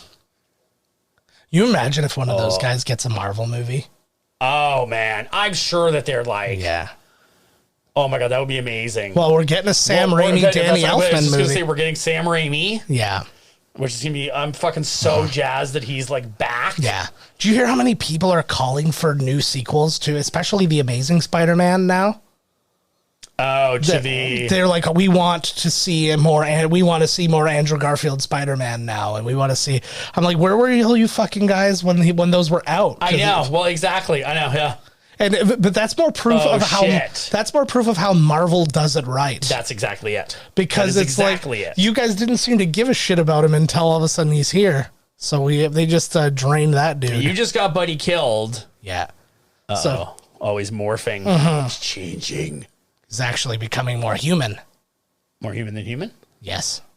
Well, I guess that would be true. She just got him killed. She could have helped him, but she was having one of her moments, one of her senior moments. So now it is at this point he's like, well, I'm going to go get a job at a movie theater. Goodbye. It's at this point now that the character is actually played by a person. This is now played by Bill Skarsgård, who we might know as Pennywise from It. He was also in Hemlock Grove, Allegiant, Deadpool 2, Castle Rock. He's going to be in John Wick Chapter 4. And then he's doing another one that's called The Things They Carried. It's a Vietnam movie starring Tom Hardy, Ty Sheridan from Ready Player One, and Pete Davidson. Yeah. Yeah. Well, I'm like, everybody, like, people are just invested in Pete Davidson. They're just like, we're going to find out what he is. Wait, who did he just kill to get this? Gilgamesh. I thought he stabbed the dude. No, he took Gilgamesh and sucked out all his powers. Oh, Punchy Man. Yeah. Punchy McMunchy. Oh, fuck. That's unfortunate. He's not going to make it. That was the he's not going to make it head nod, shake. Yeah, this might be my fucked up memories talking, but I don't think this is going to go well. That's not my thing. Yeah. You sort of like, that's what I don't do. It's almost what she does to remember. It's almost what she does too much. Oh, you won't remember this in 10 minutes anyways. Get over it. She's gonna look like blink and look at Buddy and be like, you killed him, and then attack him. Yeah. Way to go. See, I'll remember how shitty this movie is. Well, they just killed the Asian guy. This movie's fucking racist. I know, right? Well, red-haired white kid still alive. Yeah. White dude still alive. Pakistanis are Asians as well, so there's still an Asian in the movie. And Gemma Chan. Well, they could have killed one of the white people. I think Marvel's arguing that there's just too many Asians. Exactly. We got to pare this down. That was a beautiful shot there. The way the flame kind of like enveloped her. I like this guy. I like it. He's like a great mascot. He is a guy who should be like a Marvel one-shot kind of guy, like where they make one of those little short films. I agree. Like it reminded me of. She's boring as fuck. Yeah, there's not a lot going on there, and it's again, she's a person I like a lot. I don't give a shit about these people or what the hell. Yeah, I know, but don't worry. There's only an hour more to go. Holy Christ! I know. I'm so sorry. We really should have just cut off the previous episode. No, I just meant the previous, like the mini-sode. We should have just like, fuck it. Once we hit 30 minutes, I should have said, nope, we're done. That's to cut it off too early. It has to grow naturally. It's already after 1 a.m. Nice. Holy crap. I did get here a little later. Yeah, that's fine. She's going to baptize herself. That's right. Join us on our quest. Yeah, we just lost one. Yeah. Are they all like hive-minded? So now they all... Yeah, a little bit. Is that their main bad guy now? The guy that just morphed? Essentially. Buddies. Yes, they finally got somebody to talk to. Somebody to bounce ideas off. You got it. You figured it out. Well, yeah. Weren't you going to go there anyways? Or yeah, 1 hour. So this is actually the exact scene where I checked my watch. I'm like, how long into this movie are we? And I'm like, we're almost an hour and a half into this movie, and we haven't got all the characters yet. We're missing, I think, 2. Oh, I think there's still 2 characters nice. that haven't. Yeah, but I think there's like 2 characters who've not been found yet. Oh my Lord, Tundra and Jesus. Oh, here we go. It's all these sets, man. How's this movie $200 million? I know, right? She got her business suit on. She means business. Yeah. Well, this was after the A-bomb, obviously. Yeah. There you go. See you sticking your nose in, bud. He's another guy. He's a guy I like in this movie, too. But Is this movie telling me that Hitler was not a bad guy and it was him? Yeah. Well, no, because Hitler didn't do the A-bomb. He did. Yeah. Oh, right. It was the Americans, yeah. There it is. He's just realizing it now. Oh, get over it. You're centuries old. You haven't seen nobody die yet. Yeah, it's such... there you go. And there's the bike shop you were talking about earlier.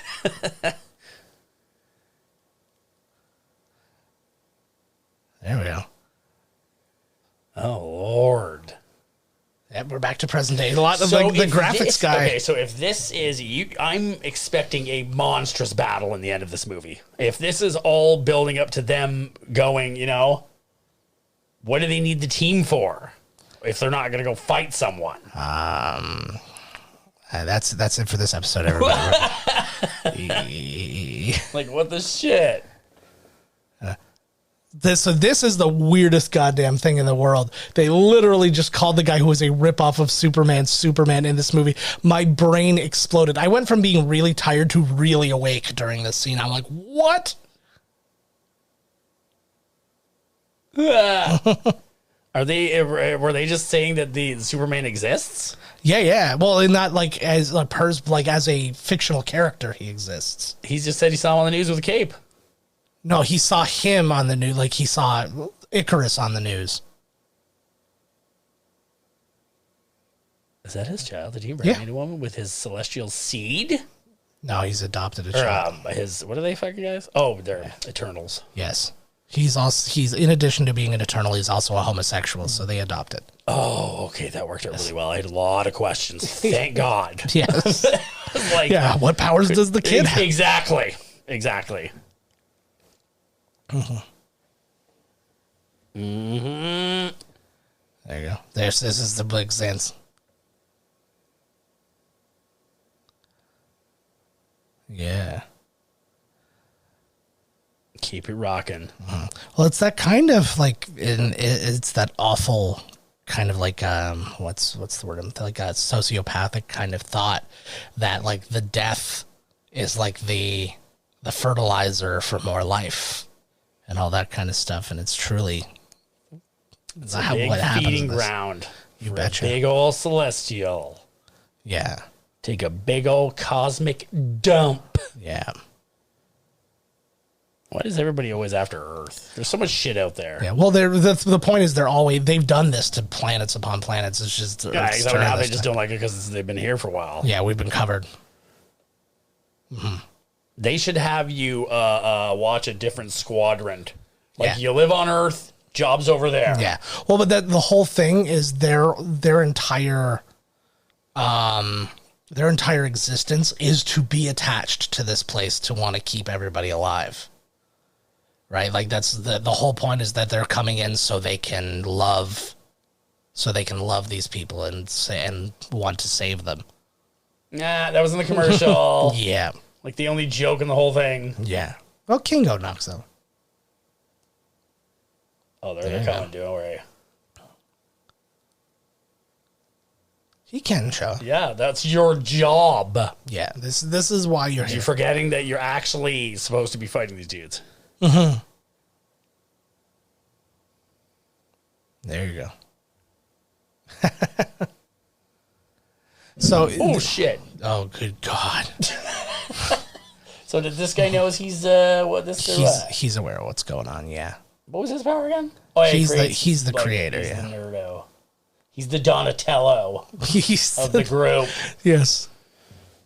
Raphael. He's the leader of the group. That was the one thing about TURTLE power that I never understood. Raphael was never the leader.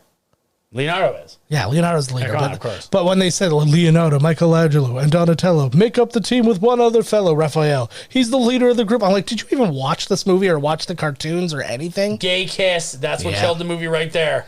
I was done. I was so concerned that that's what I was going to see. When in like the comments and stuff when I reviewed the movie, it was like, oh, they just had to force a gay guy, and essentially it was. Essentially, that's what happened. It's like they had to make everybody different colors, different genders. They had to make them gay. A couple who didn't go to see Bohemian Rhapsody because they were worried there was going to be too much gay shit. My complaint is there wasn't enough. I know, and I was like, why in the story of Queen would they? Yeah. Yeah, they mention, yes, that he's gay. Yes. But that's about it. It's not like he's tongue fucking humping dudes' asses and shit. And that's like, what would they show in this PG movie about Queen? They're just, they're going to go on nonstop about his gay... Yeah. That was the original plan. I was like, what the fuck? That was from Sacha Baron Cohen. Sacha Baron Cohen was supposed to do it. That's the worst idea. I know. Make this hard R movie with fucking, like, come on. Well, and it's just, there's so much more to... And is it really that bad? Are you so homophobic that you can't even see two men kiss without it, like, I can't handle it? Like, I don't understand how it works. How does that work? I think it's way more than that, but that's in there. Oh, look, they just found somebody's goddamn kids. Yeah. They run out, they've been in there spray painting. I think the most homophobic I would ever be would be if I, stumbled across, gay porn and a guy was fucking another guy, and I'm like, that seems like it would hurt. That's the end of it for me. It's consensual. But it doesn't mean it would feel great. No. After eventually a while, it would. Start off with a pinky, you work to 2, 3, then your fists in there, then you got 2 fists. I'm like, I don't want to get that Then you don't have enough fists. You know? Yeah. What was it? I can't remember. It was some African guy who he was teaching real homophobic shit, and he's like, they eat the poo-poo. They put the poo-poo on their mouth. Oh my God, this is, I have always wanted to put myself, CG myself. That's Excalibur she was just fighting with. Oh, is that what it was? Yeah, she had, right there. She's holding Excalibur. And he's like, they take the gays, they take the poo-poo, and they put the poo-poo in their mouth. That's the one I'm talking about. I know, exactly. And then I'd be like, and it shows me with all the crowd of black people, and I'd be like, is that? Yeah. They eat the poo-poo. Literally. What? And then he's like, and I was like, I know gay people, and they don't have shitty breath. Yeah. You know what I mean? What the fuck kind of nonsense is this guy talking? Tosh literally did that exact sketch. Seriously. Literally did that exact sketch. Yeah. Damn it. Sorry. Well, it's a good thing you told me, because then I do it, and people are like, fucking Tosh did this. Yeah, I think people either wouldn't know, or the people who really know are like, fuck Tosh, who cares? But It's a good thing they have all this, Eternals love Twinkies because they also last an eternity. Yeah, they've been in there since the dawn of time. I guarantee you that was a part of the joke. So, oh my God. Yeah. She's been in this thing. So basically, since this thing's been buried underground, which could have been like 1,000 years, she's just been in here hanging out. But when Angelina had Excalibur there, Sprite said, she's like, Arthur always did have a crush on you. Oh, here we go. There we go. There we go. He's got a lot of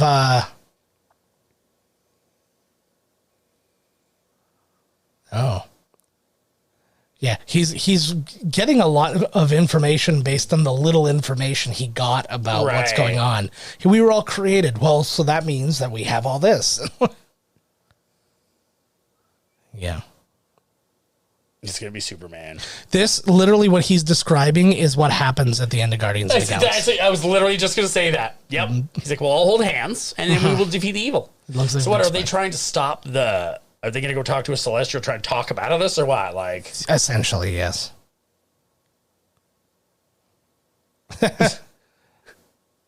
So one thing I guess she had a lot of problems with, her name, I gotta sneeze, hold on. Bless you. Thank you. That felt great. I died, and so Lauren Ridloff, who is she's the first deaf character in the MCU. She was in The Walking Dead, or is in The Walking Dead, and she was in The Sound of Water. But I guess she had a really hard time, like, following along, especially when it comes to, like, when she's got to be following an eye line and stuff like that. Right. Because she's not, like, they're doing sounds, because usually what they'll say is, like, the director will yell out, look to the left, look to the right, but she can't be, like, waiting or looking for somebody to sign to her or something like that.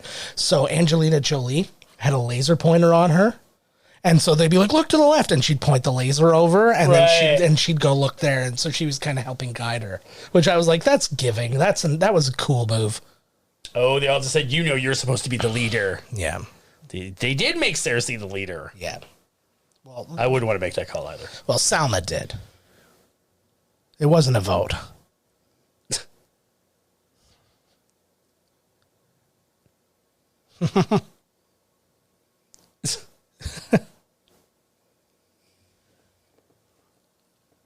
There it is.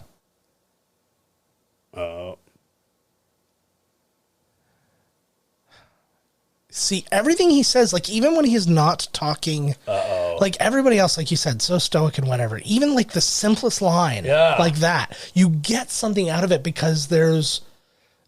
I think that girl that's playing Cersei is just atrocious. Yeah.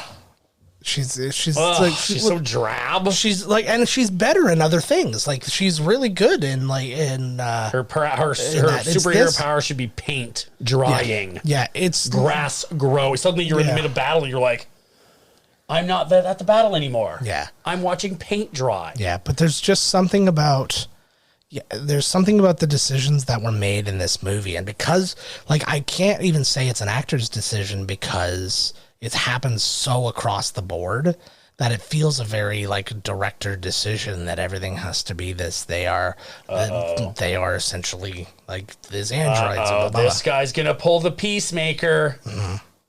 Totally. He just said, you don't know who I am or whatever. Yeah. He's gonna say that they need to stick with their mission and they're gonna have to fight him. Oh. Just like in, well, you didn't see Suicide Squad. It doesn't matter. You totally should, because it's fucking awesome. I know. I'm going to make some time to see it. I just haven't had time recently. But they go on the mission, and then they find out that their mission is, like, they don't like it. But the only one who sticks with the mission, the true is Peacekeeper. Yes. Which thus, in that moment, makes him the bad guy. I found out, I thought that the show he was doing on HBO was animated. Apparently it's live action. Yeah, it is. Totally, yeah. Well, because when I looked it up the first time, I swear it said that he was the voice. Well, he is. No, but he's his own voice. He's John Cena. No, but you know what I mean? Like, when they say in IMDb voice, that means it's animated. Like, they don't put, this movie won't have anybody with voice next to it. Oh, no, it says it all the time. Yeah. It says John Cena done by the voice of himself, John Cena. Yes. But only for John Cena. But yeah, I remember seeing voice for a lot of different people. Oh, yeah, here comes another fucking story. Oh, Jesus. Yeah. I like her. She's I love fantastic. her, man. She's so fucking good and everything. Yeah. Yeah, she was the right kind of person for this because she's playing a motherly role without being an old lady. You know what I mean? So yeah, they sure have. Like in all the other fucking movies. The more I think about it, the more I would like him to be the next Bond. She was also doubting. Yeah. There it is. He's lying. Yeah. The one thing. There you go. The one thing that I like about this for the actors' sake is everybody gets to just do their own accents for a change. Like he didn't have to put on a different. Yeah, he didn't have to change anything up, or he didn't have to nobody has to be an American, or it's just like the Irish guy got to be Irish, and it's like it doesn't matter. They're Eternals. It's like everybody got their accents from them. This movie's entire budget was spent on scenery. Yes. Yeah, flying everybody from one place to the next. Yeah, like all the shit that they... Oh, what the fuck is this? Yeah. Oh, fuck. They're getting out. They're just hanging around. Did he fly her there? Maybe she winked. Yeah. You're just going to let him hang around for a while or what? That's a really thick-ass ponytail she's got. Oh, shit. Yep. He killed her. Oh, fuck. You dirty bastard. Bam. Yep. He's pulling a peacemaker. You called it completely. Yep. See, he knows what's going on. He's the only one really actually, technically, they're the bad guys and he's actually the good guy. Yeah. Because he is sticking with the mission that they were the mandate that they have been given. Yeah. What you guys are doing is actually disrupting the flow that has kept the universe running. Right. And he's like, but we love these people. He's like, yes, but people die anyways. We're going to. Oh. Yeah, she did all right. She didn't superhero land, but she landed. She wasn't ready to be pushed off. No, I know. These look like they're like drawings by somebody on mushrooms. Like it's like draw me a wolf. Remind me of like something from an old metal fucking album or something. Oh, the main one got him. Oh shit, Big Daddy. So this is back before he was all humanoid. They're out of a video game. I can't think of what game it is. I don't know. But these guys look right out of a fucking video game. Is it Turok 2? Yes. Yes. Seeds of Evil. There it is. I didn't know I didn't remember the other. Big Daddy. Ooh. You fucking killed her, man. Right in the neck. What a fucking jerk bag. Suck the life right out of her. See, these guys that guy must be pretty tough if he's can suck the life right out of her. Yeah, so this movie, it made, like I said, it cost $200 million. It made $167.8 million or $164.8 million domestic. It made $401.8 million worldwide. It opened number one, was $71 million. So it made like almost half of its money in its first week, beating Dune, No Time to Die, Venom, Let There Be Blood, and the newcomer Spencer was that week. That was the... I think that was like the limited release or the early release of the Princess Diana movie. Right. Look, they're evolving. They're mega. Yeah, so mega evolving. This is how Pokemon evolved too, by the way. It stayed number one the next week when Clifford the Big Red Dog in Belfast came out. You think Clifford could take one of these motherfuckers? Clifford could. Fuck yeah, he could. Clifford, but the problem is they've domesticated him too much, so his wild side's not out. I went down to number 2 in week 3 when Ghostbusters Afterlife came out. King Richard also came out the same week. I went down to number 4 the following week when Encanto and House of Gucci came out. Resident Evil Welcome to the Raccoon City and Licorice Pizza came out that week. They were down the list. Then they just kind of petered out from there. Because, again, it had made its money. I'm sure you're the one who did it, but what are you yelling at? Yeah, I know. And also, don't leave your laser burns everywhere. That's called evidence. Yeah. Also, I was thinking now, like, when you see her, it's like, yeah, the Deviant did it. That's why you let them kill her, because then you couldn't tie it to him. And that's even what he said. He's like, now, because now they're going to focus on fighting the deviants so that the emergence can happen. The emergence. So they were shooting, I don't know which of these scenes because they're jumping around so bloody much, but they were shooting on the Canary Islands, and I guess they had to be evacuated. I'm trying to see exactly when it was. Oh, because the volcano was going off. Yes. Yeah. And that was, so yeah, they got evacuated, and I guess, who was on set that one? Richard Madden and Angelina Jolie were on set for that when that was going down, so they had to get evacuated from the island while everything was going crazy. I want to look into Galactus more after this because he has the power of the cosmic. Yeah. The power cosmic or whatever. And he gave power, like the same kind of thing he gave to Silver Surfer. Yes. He gave Silver or whatever. He's so powerful that he gave Silver Surfer the power cosmic or whatever. I'll bet you Silver Surfer would kick their fucking asses. Probably. They're all a bunch of fucking wimps. I know. Too many feelings. There we go. Oh my God. It's too late, bud. She's got another man.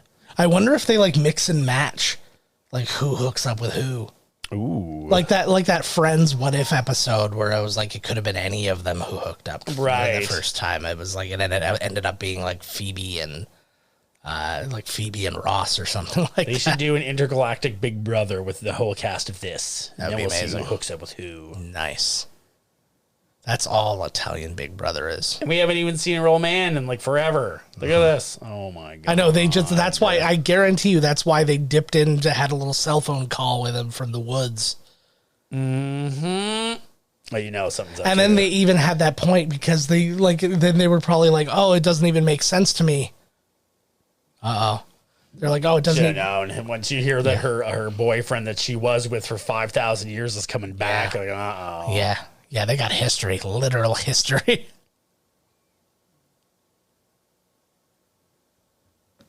Jeez. Yeah. That's a question, bud. That's the whole thing is we get to a point now where it's like, I don't really understand the,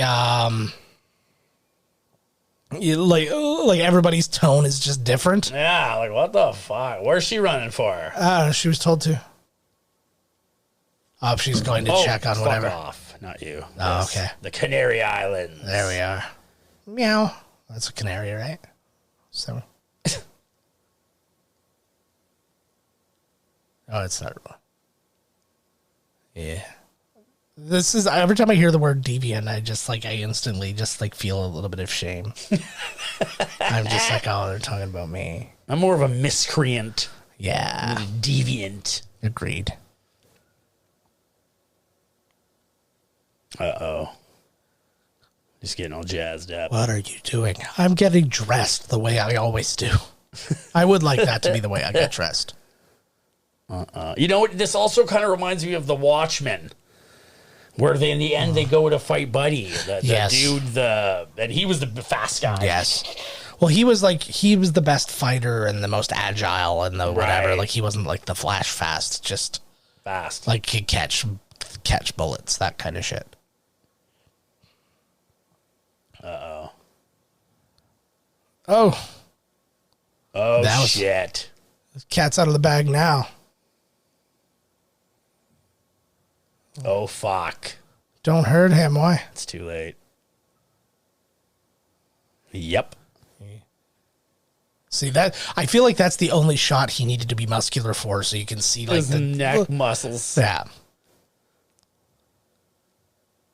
Now, here's the question. You get that jacked for this movie. Like, how much work do you put into maintaining that afterwards? Yeah, like, do you just go Well, it depends. If it's, once you get there, if the maintenance is half decent, I'd stay there. Yeah. Like, I think that you would probably lose out on the full definition, but it'd be like, now that it's easier, I'll go and I'll lift the weights. They just found out that he killed her. Yeah. I would instantaneously, after that, I would choose a movie where I had to gain like 50 pounds. I think that's I'd be like, you know what, fuck it. I don't want, now I have an excuse to not have kept that up. So now I played the donut man. Yeah. So now we all understand what it is to be Christian Bale. Exactly. Yeah, he said he wasn't going to just do that anymore because he's done it so many times. It's like so fucked up. That can't be good for you. It's not. No.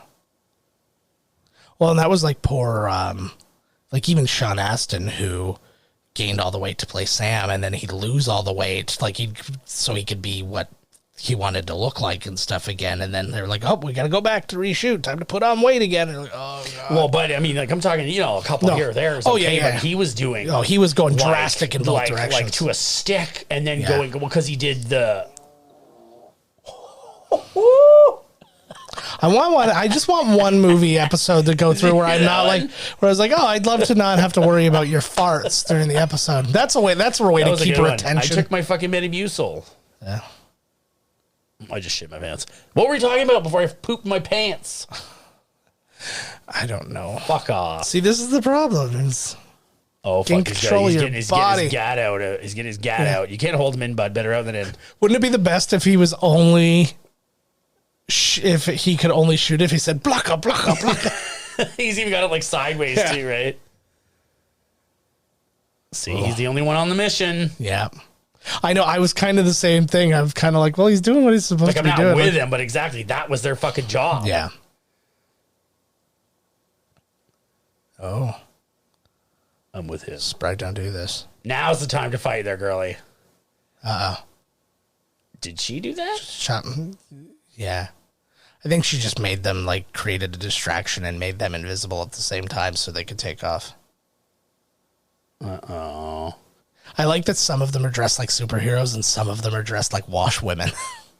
Right. Well, I guess they all love him. Yeah. Oh, no. So we're just going to go wait for the planet to explode. Yeah. Karoom there, he is the first ever Indian actor cast in a Marvel movie. Say again? Karoom, the other guy, the valet guy there, he is the first ever Indian actor cast in a Marvel movie. Good for this guy. So a lot of that going on because I think that Kumail's the only the first Pakistani.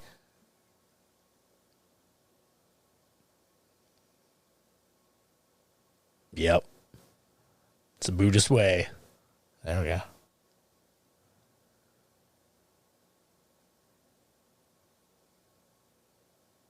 Oh, shit.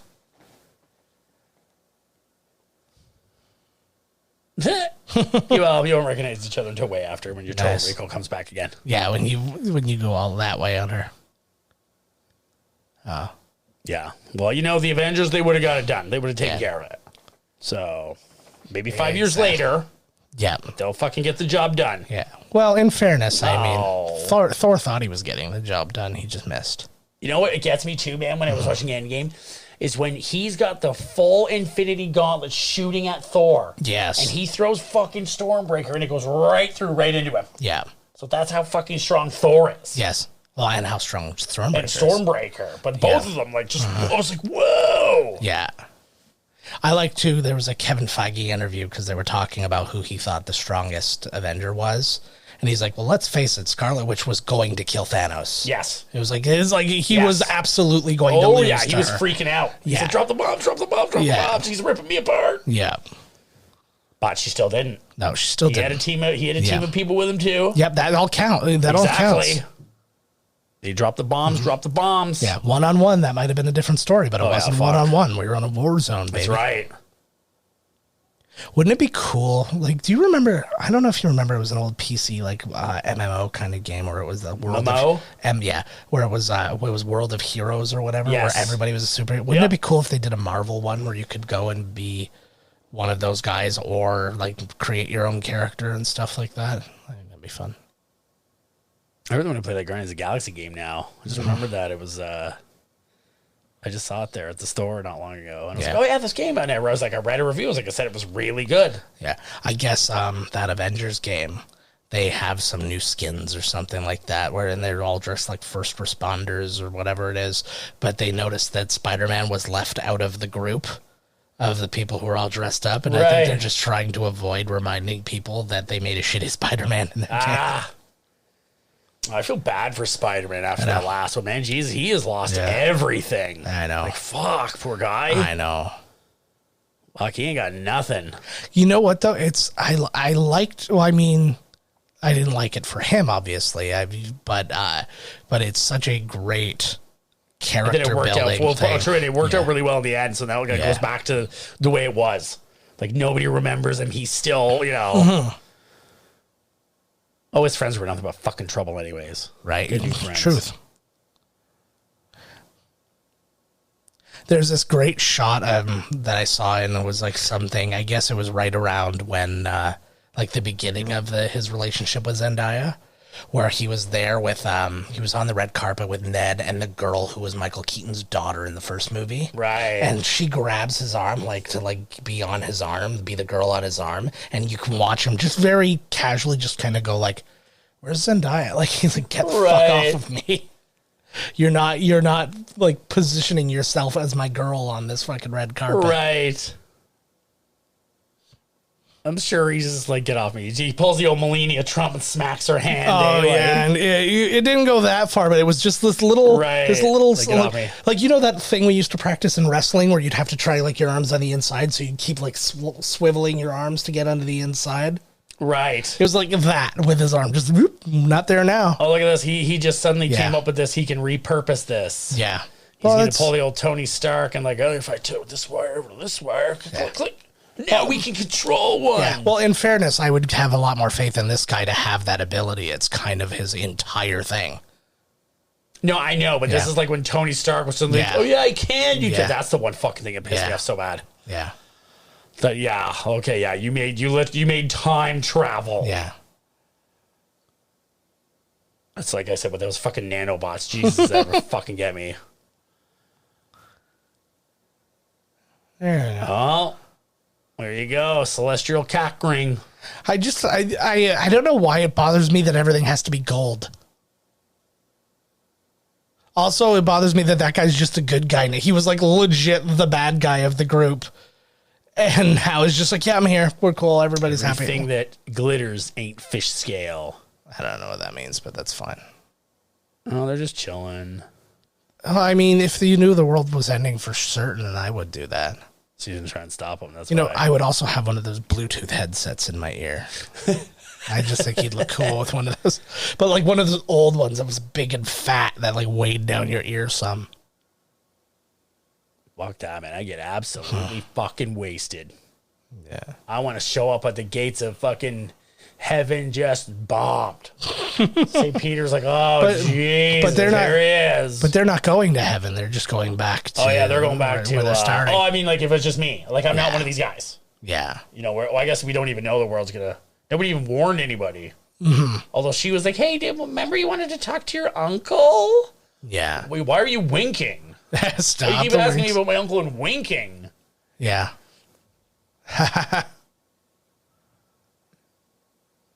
She's going to forget mid-fight. Yes. What was I doing? Just... Nice. Now, but what new brain? Oh, yeah. Now, what's the long-term plan, though? Because there's no way that they can think that this is going to work forever. I don't even know what their plan is now. Their plan is to put the thing back to sleep to stop the emergence from happening. Celestial down in the middle of the planet. So he would still be there. He just wouldn't come out. So like it's not peanut butter in the middle. It's a celestial. Yes, which is crunchier but nice. But like... Oh, it's getting a little hot. What are you doing? The girl was there to do something. They said that she's in love with him or whatever. But there's more to it than that. Something else. She's there to do something. I don't know. She put a bug on him or she did something. She tied his shoelaces together, but he's always flying around, so it hasn't come up yet. The first chance he gets to take a single step. Here. Could this guy fly into that volcano?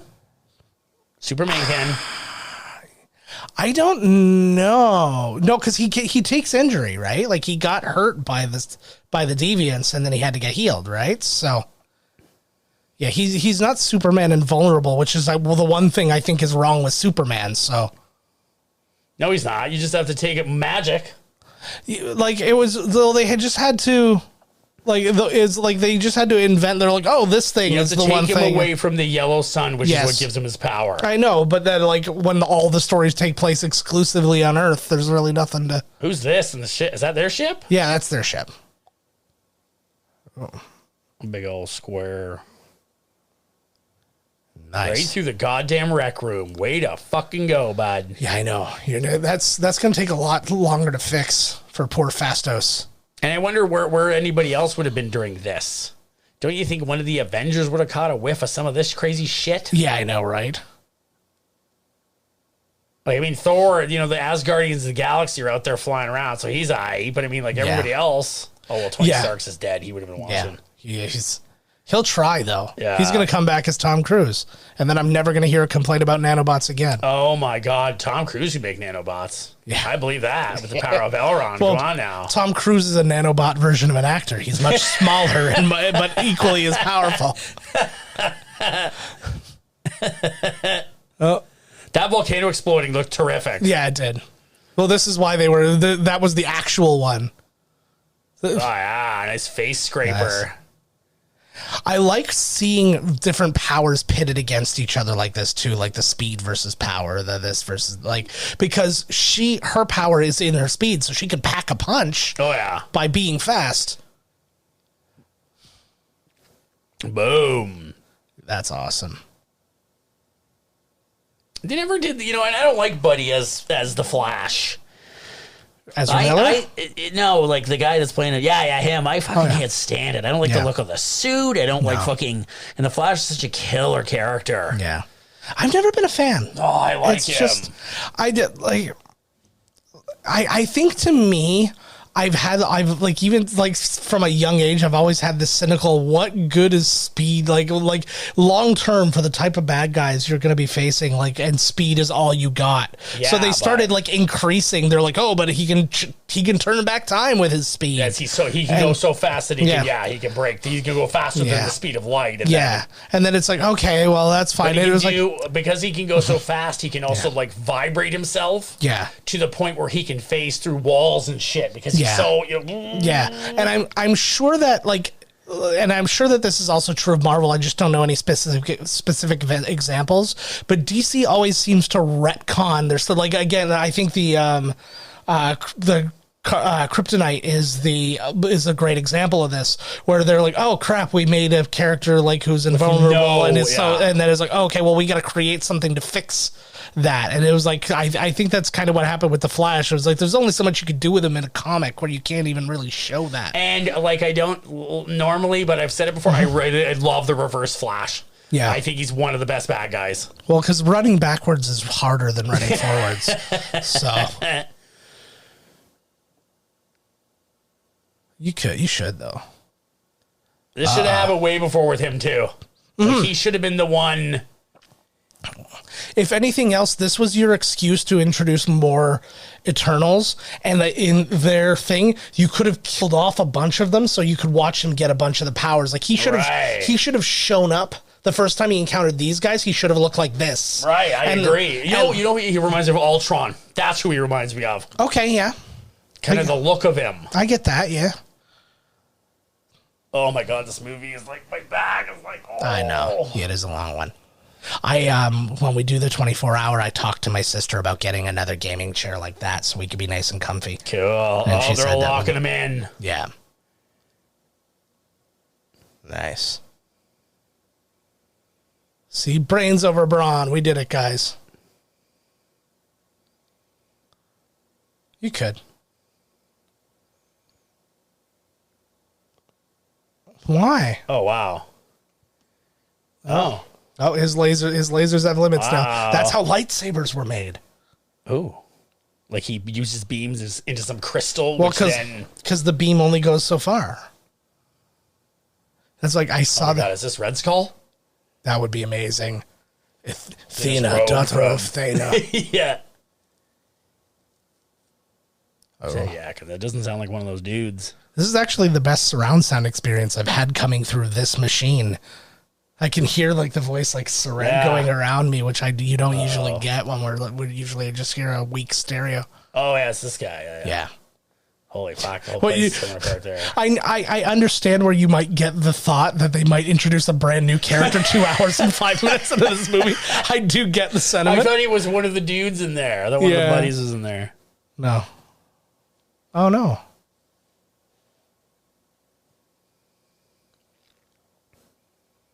She might be. Yeah, but would allowing the entire planet to be destroyed, wouldn't that make you a killer? Yeah, exactly. Yeah, I was going to say it's almost quite the opposite. Oh, shit. Oh, my God. She did help him. Yeah. Oh, wow. Now that's I thought it was part of their plan that she was going to pretend to... Yeah. But again, like, that was the most emotional I've seen her in this entire thing. Was she sort of almost looked like she was sad for a second. And then went right back to...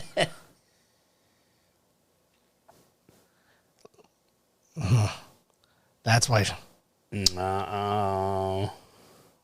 Because I had to pretend to be a kid all the time.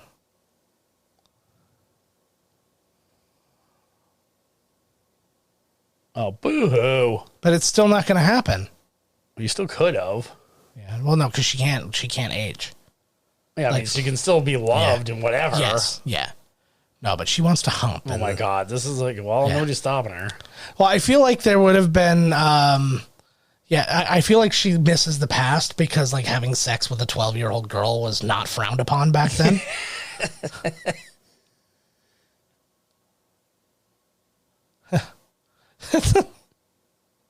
It's just like the resolution instant, just like, okay, well, how are we going to get around this thug? What about it's not yours? Nah, not much. So you're fighting out there, honey. But again, like he went from the darkest character of all of them to they being pulled like the switch, the old Snape switch. But there's no motivation behind the switch. It's just like, oh, okay, there's I no guess. motivation behind any fucking thing. No, I know, and that's like everything. I just was. Why introduce all these characters with such a small emotional payoff? Yeah. You know what I mean? Why, exactly. We could have been here an hour ago.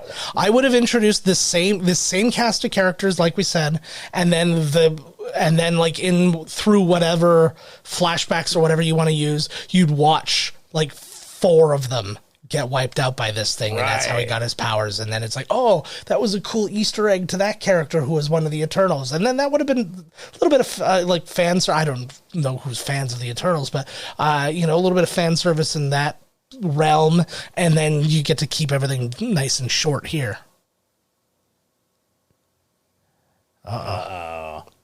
He's lying. It's like Gilgamesh. Look at him. It is Gargamel, though. That looks exactly like it is. And once you see that cat, you're going to know it's him. That goddamn cat. That cat who looks a little bit like Heathcliff, but not enough like Heathcliff. Totally. Oh, they're dancing around now. Her and fucking Ultron. Oh, no. Take it. I just love that, like, it's Bill Skarsgård. He just came off like a bunch of things, and he's like has like, I don't even know how many lines in this movie, like maybe 15 lines. This is another one of those ones, like I said with Groot. You could have just got anybody to do it. It didn't really matter. You didn't need somebody very specific. Oh. What just out in there? His head's going to fly off. Oh. Is he just going to morph back together like all the other guys? Or what? I don't know. I don't know how many chops you have to get so they don't heal. It's like 3. It's like Mario. Yes. You got to land on his head 3 times. Yeah. There we go. So fucking time. And then instantly it turns back again and it's all gone. Oh my God, that island's ripping up out of the ground. Uh-oh. What the fuck is going on here? The sky's about to get fisted. Whoa. This was pretty cool, actually. I liked this.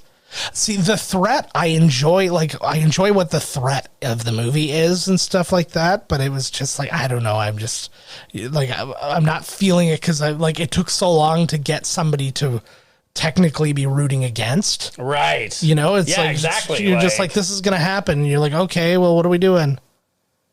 There we go. This is actually the exact same way that all the bad guys in Power Rangers came to be large.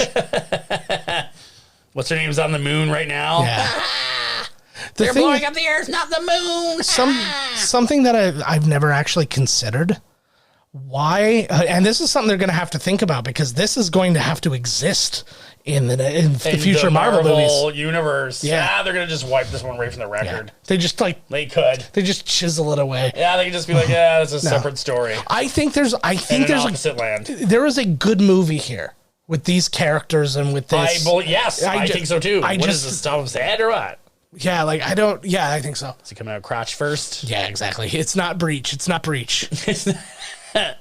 But here comes the rings. Shang-Chi's rings. Like that was my thing, and I think that was my biggest disappointment in the movie. Is I see a good movie in here, and they just made it too long. They made too many weird decisions. I agree. Oh, it's his hand. Yeah. Oh, there you go. So, like, how, like, curled up in a ball is he down there that the Earth hasn't already exploded just based on his size? Just on him. Oh, so there's his head. So she's on his hand. Talk to me. Let's just go get a movie from Blockbuster and call it a night. Nice. Now, this isn't that far in the past. There's no Blockbuster? Crunch. Yeah, see, like, nobody else knew about this fucking thing going down? Holy fuck.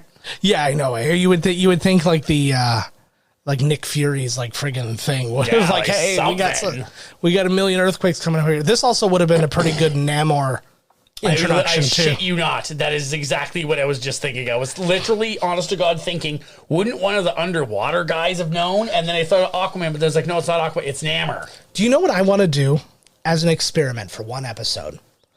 I'm going to create a thing where I do the commentary completely by myself, a movie neither of us have seen, and then you do the commentary completely by yourself as well. And I want to see like perfectly overlaps. Because honest to God, like what you're thinking, like every thought you have shared in this, like just from first impression, is the exact thought I had when I watched the movie for the first time. Oh, Lord, look at that. Oh, I legit, I think that would be a really interesting. I don't want to fart alone. Yeah, well, I'll still be here because I have to run all this shit. Right. But like, I just won't. That'll just be one where you'll just be the guy on camera. It'll just be you. Just explore the Earth already. Let's hit the credits here. But I guess, honestly, okay, if this guy's in the core of the Earth, nobody would know he was there. If he's been there growing for centuries and centuries and centuries. Oh, yeah. I'm sure Professor X would have fucking caught it, though. I mean, yeah. Cerebro. But again, and let's give it up to our TikTok. Follow us on TikTok at miscastcommentary. Our TikTok about the theory of the emergence of the mutants and stuff like that was crushing. Mutant. Actually, let's see where we're at now. Damn mutants. I want to see how many we've gotten since we've been shooting. So this is the TikTok we were doing. But I don't want to do that right now. So let's... It was at... This... When we... Jinx it. No, when we started, when we started, it was at 2,600 views. That one TikTok. It's now at 9,764 views since we've shot this movie. That's how long this fucking movie is. What is happening? They're all combining their powers. Their powers, Guardians of the Galaxy style. Yeah. All right, here we go. Like, it's the exact same thing. I mean, the movie wasn't the worst piece of trash I've ever seen or anything. It's not, but you're right. There is a good movie in here somewhere. Yeah, and that's the thing that bums me out so goddamn hard. What, are you freezing him or what? She's turning him into rock. The same way that she turned the other one into a tree. She can change elements, Yeah. I must be Britain up in the process. No feeling in that scream. Just like, can you be loud? I think I can be loud. Can you like act like they're really putting something into it? Oh, so this has got to be in there in the. Yeah, it exists there now. Like now, I mean, you don't really need to. It's he not just like froze his ass. Yeah, well, they turned him into rock, so he's not a thing anymore. Wow, that's pretty good. Oh, see, look at that power. It's marble. It's marble, bad. They're gonna chip him down and make him into cabinets and shit. I was just tabletops. That's gonna be like her new thing. How is that not what she's been doing with her life this entire time? Is literally just turning things into more expensive things. I didn't think about that at all. That's genius. Oh, look at who gets to live. You fucking asshole. Like, you just lost your mission. Like, and that cry was just something else. I lost. Oh. Yeah. Oh, you're gonna get Kill him. You're gonna get much angrier now. Kill him. Turn him into stone. There we go. Oh my God. He just killed everybody, and you're all like okay with him because you're in love. Well, hey. People do some pretty nasty things for the dick. For the D. He's like, I will fly away now. I am sorry. You can go back to Kit Harington because I'm out of here. Yeah, this is a choice you don't have to make. Yeah. Wait for it. Wait for it. And he's going to fly away now. And that's literally, I'm like, you guys just had this gigantic battle, and that's just it. It's like, all right, whoops. Where are you going? He's off to find the wizard. Well, he looks like he's in space, alive. Yeah, he can do that. He's flying into the sun. Is it just the direction he's going, or no? Icarus flies too close to the sun, baby. Oh, right. But is he just killing himself? Yeah. What is happening here? Yep. He found out his purpose was a lie, and then he fought the people he loved the most to stop it. And he just lost the most powerful guy. Yep. Oh, they could dumb. Probably not, though. If you probably go through, go to a Marvel wiki and look up the Eternals, there's probably 60 guys were stronger. Oh my God, they could have just done this the entire fucking time. That was the worst. What? That was the worst delivery of a line. I always wonder why it was that was. I feel so bad for him because they've taken on the. Yeah. Could you not? What the fuck? We became one. Also, I didn't want to say anything, but when she yelled earlier, I laughed out loud a little in the theater. Well, what? Isn't their boss gonna be pissed off? Yeah. Is there a sign for Tiamat? Yeah, you can spell anything. No, but she didn't sign. She did this. Who's this, Matrix? Yeah. Thanks for not being around at all. Yeah. She did punch Sprite in the head earlier. That was pretty cool. They hit her with a rock. There she is. You tried to kill what's her name. You're off the team, bitch. Yeah, we're going to bully you. It would have been the best. We're going to send you to boarding school for eternity. Fuck. There are no smellers. I feel like I could watch the drop-offs in our viewership at exactly fart moments. Way to go there, bud. You're off the team. Fuck it. I don't care if you're a kid. Oh, that's good news.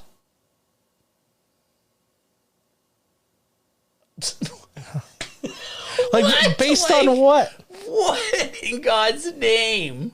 Based on what can you make her human? Oh, I have energy from the Unimind.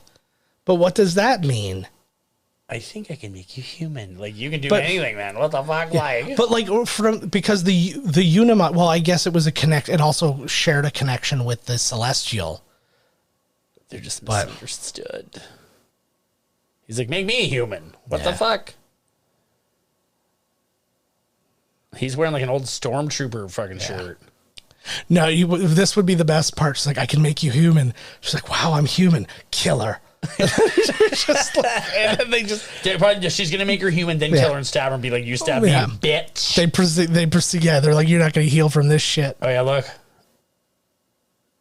See, and it's the Indian Ocean too. That's where Namor is, isn't he? He's all over the place. No, I know, but he's in the water. Just forget it. I don't know where his main. Uh-huh.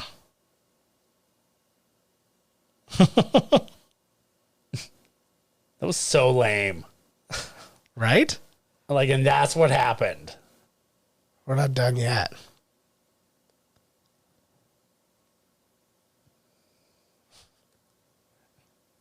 It would have been. It would have been much better. Her hands up in the toaster. It would have been much better if he had some kind of mental illness or something like that, or Did you just see me put my hand in the toaster?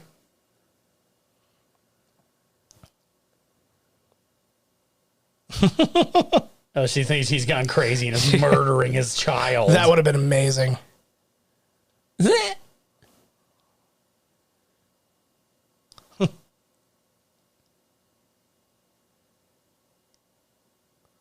That's why she did it, probably. Oh, exactly. I'm tired of watching this fucking kid. That wasn't violence. What, violence against an orange? Yeah. Well, you got to be nice to oranges. I love how there's like, you know, essentially no bad guy, and then they defeat him in 10 seconds. Yeah. Let's put all our powers together. Yeah, they're like, oh, we're going to steal the Guardians of the Galaxy ending with none of the other lead up to it. Domo was apparently in the comic was another Eternal. I love that scene there too. It just doesn't resonate or hit at all. And he's like, "Don't you stay away from her." He's like introducing the kids. They're all like, yeah. Oh, he's got the black. I like that the world is lucky. Like, you know, is he there to protect the Earth? No, he's just there to be with his family still, and he's just not going. What happened to the main dude, the main celestial guy they were talking to? Isn't he pissed off that they didn't let his baby break free? I don't know. I'm sure we'll have to experience that at some point. Maybe that's the next resolution. You never know. Oh, he's valet. Oh, she's into the phone. That's a no.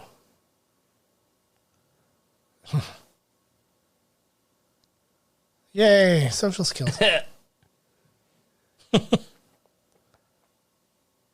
Oh my God. Yeah. Just say goodbye already, for fuck's sake. Yeah, I know. We don't care about this one. In fact, find a way to keep Kumail on the screen during the credits. Just goes in, you know, Superman can go right into the goddamn sun. Ain't nothing. Yeah, no, that's true. It's a source of power. That's true. It would just make him stronger. Well, that's what. Oh, there he is. Yeah, we're still here. I like that. See, it tells you something about this movie that's the guy we're kind of like all behind. We're like, oh, thank God. Yeah, I think that's a very telling thing about the movie. Our favorite character is the valet to this guy. Yes. I think my favorite Kingo is my favorite character, but because he was the best of both. He was the funny guy, but the serious guy when he needed to be. Like, he was the guy who like told the hard truths. Fuck that. Fuck that shit, buddy. You're like number 2. You're cool with that? No, he's not number 2 anymore. Yes, he is. Where's the other guy? He's dead. Yeah, well, now. Yeah, but it doesn't matter. Only because your boyfriend flew into the sun. The rankings are the rankings. And you're gonna get... Hell no, I wouldn't get back with that chick. Well, they never broke up. Well, whatever. Yeah. It'd be over then. Yeah. Well, she hasn't done anything with him. So, like, they didn't get back together. She emotionally cheated on him. Emotionally, which is worse. She loves the guy who burned himself in the sun. Yeah. Everybody had a little giggle at him saying, "I love you, Cersei," given his Game of Thrones history. And Cersei being like the absolute worst. Oh, right. Yeah, that bitch. Yeah. I know, he's like, I do. Yeah. I'm a deviant. Well, yeah. Wait for it. Oh, my God.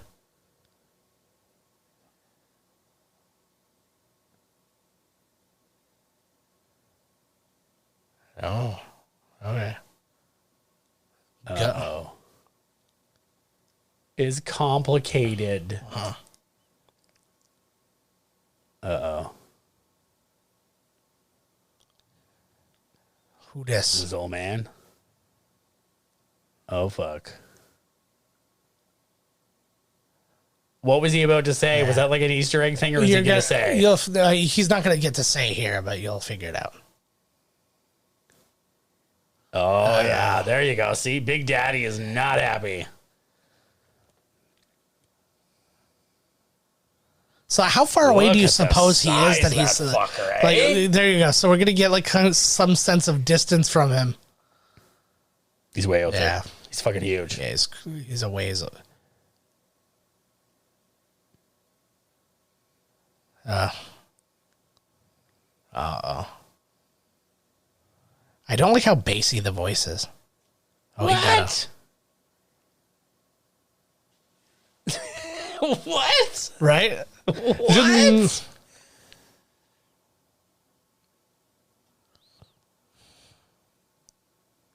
That's it. That's the whole thing. It's just like, all right, whatever. What? What? That is so fucking dumb. He's like, yeah, I know what you did. Yeah, I'll allow it. Yeah. Yeah, exactly. No explaining yourself. No, whatever. He's like, I'm going to come back at some point in time and rifle through your memories, which I believe, seeing as I created you, could probably do that within less than an instant. Yes, and I do not need to be here for it. Yeah, and it's like, so no, I'm going to come back later, and you better make sure you have some fun, because I'm looking through all your memories. And the final shot of the movie wasn't even of one of the Eternals, it was of the boyfriend. Is this going to be the... This movie sucked. What? No, you loved it. That's what I'm hearing. What I'm hearing is that you thought it was brilliant. Well, there's a Death Star. Worst Marvel movie ever. Yeah. But, okay, you know what? Okay, they can't all be winners, okay? No. Like, fuck's sakes. Like, there's been so many. But this was my thing. It was like, okay, it's not good, but, like, you're going to lead into something that's going to, like, well, like, are you going to lead into the multiverse, or are you going to lead into something? And nothing. Like, every time I'm like, I'm so disappointed in this. So we can never see them again. Yeah, no, but, well, they're going to put them in something because it was successful. But it, because, like, it's that instant worldwide. Like, it does not have to be good for the worldwide people, because, like, oh my God, finally, like, they're putting one of us in this movie. So they'll go see it. But the, but yeah, the whole time. Family history is complicated. Yeah. So who the fuck is he? I'm trying to remember the exact name, so I'm going to Google it before you say anything, or before you see anything. What an awful movie. Man, nothing even like, what the hell? Yeah.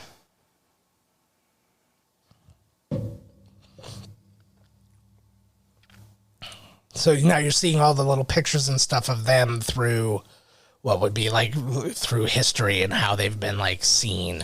I feel, okay, this is a total, like, one-off, like, comment. I don't know how true it would be. Sure. I wonder if this movie was sacrificed because the chick that made, I'm not saying it, sorry, the lady that made the movie, I'm not saying it because it was a woman that made the movie, so it sucked. I'm saying maybe the director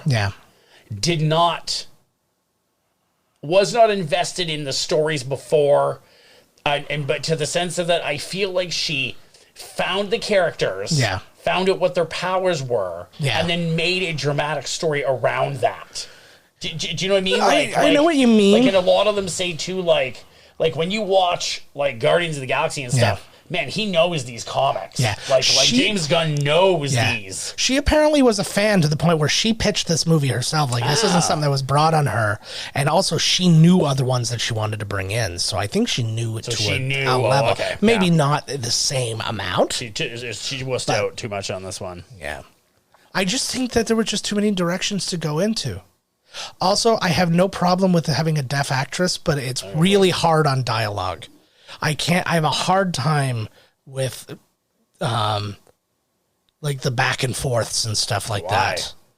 I don't know. It's just, it really breaks up. Read? No, I can read fine. The problem is the breakup in the tone of a conversation where you have somebody like talking really mad and then it goes to somebody going like, and you're just like, what? Fuck.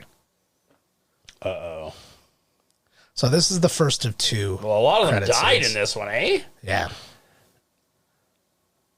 So we're meeting a first new character. See if you recognize the voice.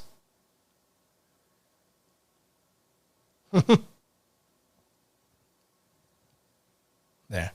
Do you recognize the voice? Is that I thought for a second that it was Whoa.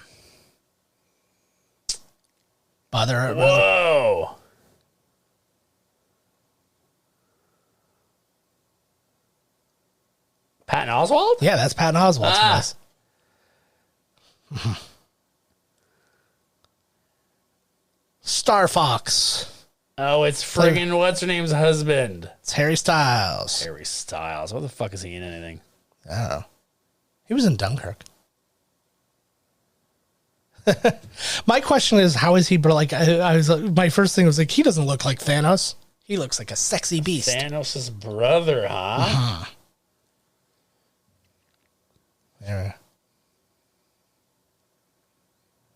I don't know anything about this dude. He must be a Celestial. Yeah. This was. He looks a lot older in this one, eh? Yeah. This was actually a. Oh God. Yeah, that was actually a like a provision for Chloe Zhao to do this movie and to include was like that scene has to be included and it has to be Harry Styles.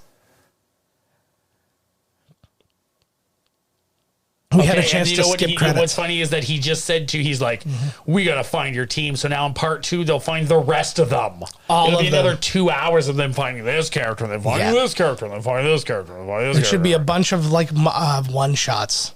You know that you have a problem with your movie if we wished it was just a Michael Bay montage. Yeah. If we would prefer that, that something's wrong with this movie. I do wish that all things were a Michael Bay montage, though. I can say something right now. Obviously it's out of jealousy. Yeah. I don't think Harry Styles should be acting in anything. No, I get that. Fucking garbage. But whatever. What can I say? He's a good-looking dude. Ladies love him. Their panties get wet the moment he steps on set. I've not seen him in enough to really judge his acting ability. And now he's starring in of course, because he's married to Olivia Wilde now. He's starring in her whatever movie she's directing. Yeah, well, that makes sense. But she got to keep him close. Yeah, I get that. I'd keep him close. I'd keep him so close. So would I. There was a great thing. There was a footage of him at his concert, and this girl and her mom were both at the concert, but they were in different places in the arena. And the girl came out to her mom, at the thing. She's like, I want to come out and stuff. And then he ends up having this whole conversation with her and stuff like that. And then she's like, and then she's like, so can you just say it? And he has the microphone out or whatever. She's like, I'm gay. And then he's like, what do you think? And you can hear the woman yell. She's like, I love you. And then I hate it. Don't come home tonight. I know that. Yeah, that would have a drink ticket. That would have been a hard way to get out. And then there was another one time where because he was just interacting with the audience and somebody had up a sign or something. He's like, I want help me get my girlfriend back or something. So he called his girlfriend and has the whole crowd going take him back, take him. Of course they're gonna say that. He's probably a woman beater. Yeah. And they're all take it. Just okay, you know what? If there was not a lot. Harry Styles thinks I should do it. Yeah. Could you imagine if that call's going on? He's like, are you gonna take him back? She's like, no. He pimped me out to his friends and at the thing. And everyone's like, pimp her out. Yeah. Pimp her out. It's like when the first person comes out in Maury, they get booed. Yeah. Yeah, exactly. It's the second person is the hero. We just know that based on order. Exactly. Up soft music is playing now. There we go. Yeah. You know what? Maybe he's going to grow as a performer. I don't know. Maybe Harry Styles' next movie will be amazing. Yeah. Whatever. Well, what was he bad in though? That you were what did you see him in that he was nothing? I don't think he should be in movies. I'm the guy's a singer. Okay, fuck man. But how many people have done so well? David Bowie did well coming at it. There's tons of good. What about Future Jack with Mick Jagger? Yes. Well, no, Lady Gaga. Lady Gaga's done very well for herself. There's a lot of people. So I'm not gonna. I wouldn't. I don't do they do this, they shouldn't do this anymore kind of thing. I was like, if they suck, I do. But he hasn't proven to suck yet, at least according to our combined experience. I don't know if I've even seen him in anything. Yeah. He was in Dunkirk, but I didn't watch all of Dunkirk. No, I'm not watching. Fuck that guy. Couldn't bother. Of course, nobody could. The most overrated director in Hollywood. Fucking hack. Oh, that's what I was going to say during the movie. Angelina Jolie should have had tattoos on herself, like in Memento. Oh, where she's like, oh, what? Oh, don't kill these people. They're your friends. Oh, okay. And they should have been gold because everything else. Yes. Oh, yeah, this was a rare miss from Marvel. Yeah. But it happens. You got to take some chances. You got to... I honestly think... Now they know. All white man team. Yeah. Oh, don't fuck up anymore, Marvel. I was going to say, I honestly think... And to a degree... the collective was right in that they're like, hey, we're going to have this team. It's going to be super diverse. It's going to be this. It's going to get eyes. And it did. It didn't get as many eyes as other movies did by any by any stretch of the imagination, but it doubled its budget based solely on like its international cachet.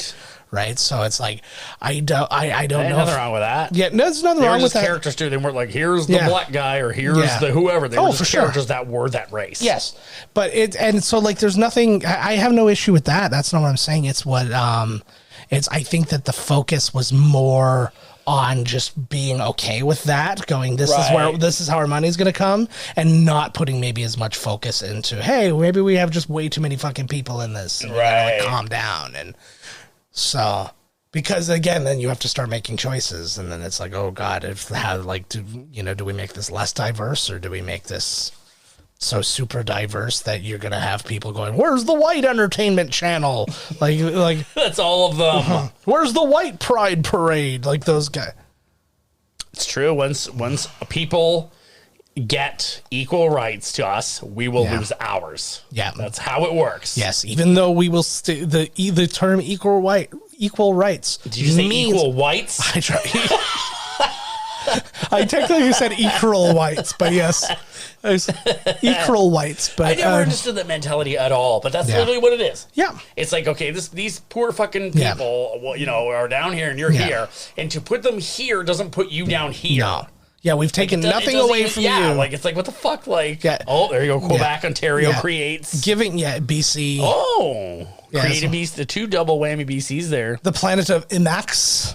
Oh, I know what this is. Mm-hmm. What is this? I don't know if it's just something said or if you see him, but. Oh, yeah, no, it's something said. I think you know properly what this is. So we're back with a character who we've already seen. Kit. His dad's Van Helsing. Oh. I genuinely like him, like just as a person too. Like, well, I don't know, he's probably a piece of shit. But well, no, but I mean, like from what I've seen, like I can only base on what I've seen. That is the ebony blade, which belongs to the Black Knight. Daywalker. Yeah. Oh, I thought it was Blade. No, he's not Blade. He's the Black Knight. The fuck is the Black Knight? It's another Marvel character. And wait for it. Wait for it.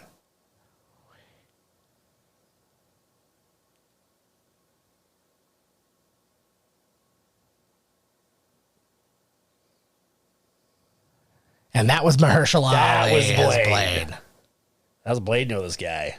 See, this is my thing. I don't know enough about the Black Knight to determine what the connection is. Like, is he a vampire killer? I do know that his sword, Ebony Blade, in like actual mythology or whatever, has like a relation to Excalibur. That's the only thing I know. It's like his bro. Yeah. Yeah, they're just the sword brother. So, yes. They played swords together as kids. Exactly. All right, guys, and mercifully that is it. I was stand up. Thank you, everybody. Mm-hmm. Stand up and stand back a bit because we have a wider light angle lens, so you might actually stay on camera. No, not quite, eh? But thank you so much. Catch us at miscastcommentary.com. Email us podcast@miscastcommentary.com. Find us on TikTok at miscastcommentary, on Twitter at miscastpodcast. I'm at miscastjoe. Todd's at miscasttodd. I'm also at miscastjoe on TikTok. Just go below for the socials. They're all there. And if in the show notes for the podcast and for YouTube, if you are watching on YouTube, make sure you hit like and subscribe. Hit the notification bell. Those things that this is not helpful. Oh dear, Todd. But yeah, those things are all wonderfully helpful to get us seen by the masses. So, fingers crossed, I guess. Be our friends. And as always, feel free to reach out to us in any old way on socials or whatever. And we will be back next week for a Coming Attractions episode, and we'll talk about what we're doing now that we're back out of the MCU-a-thons. So until then, catch you next time. Bye.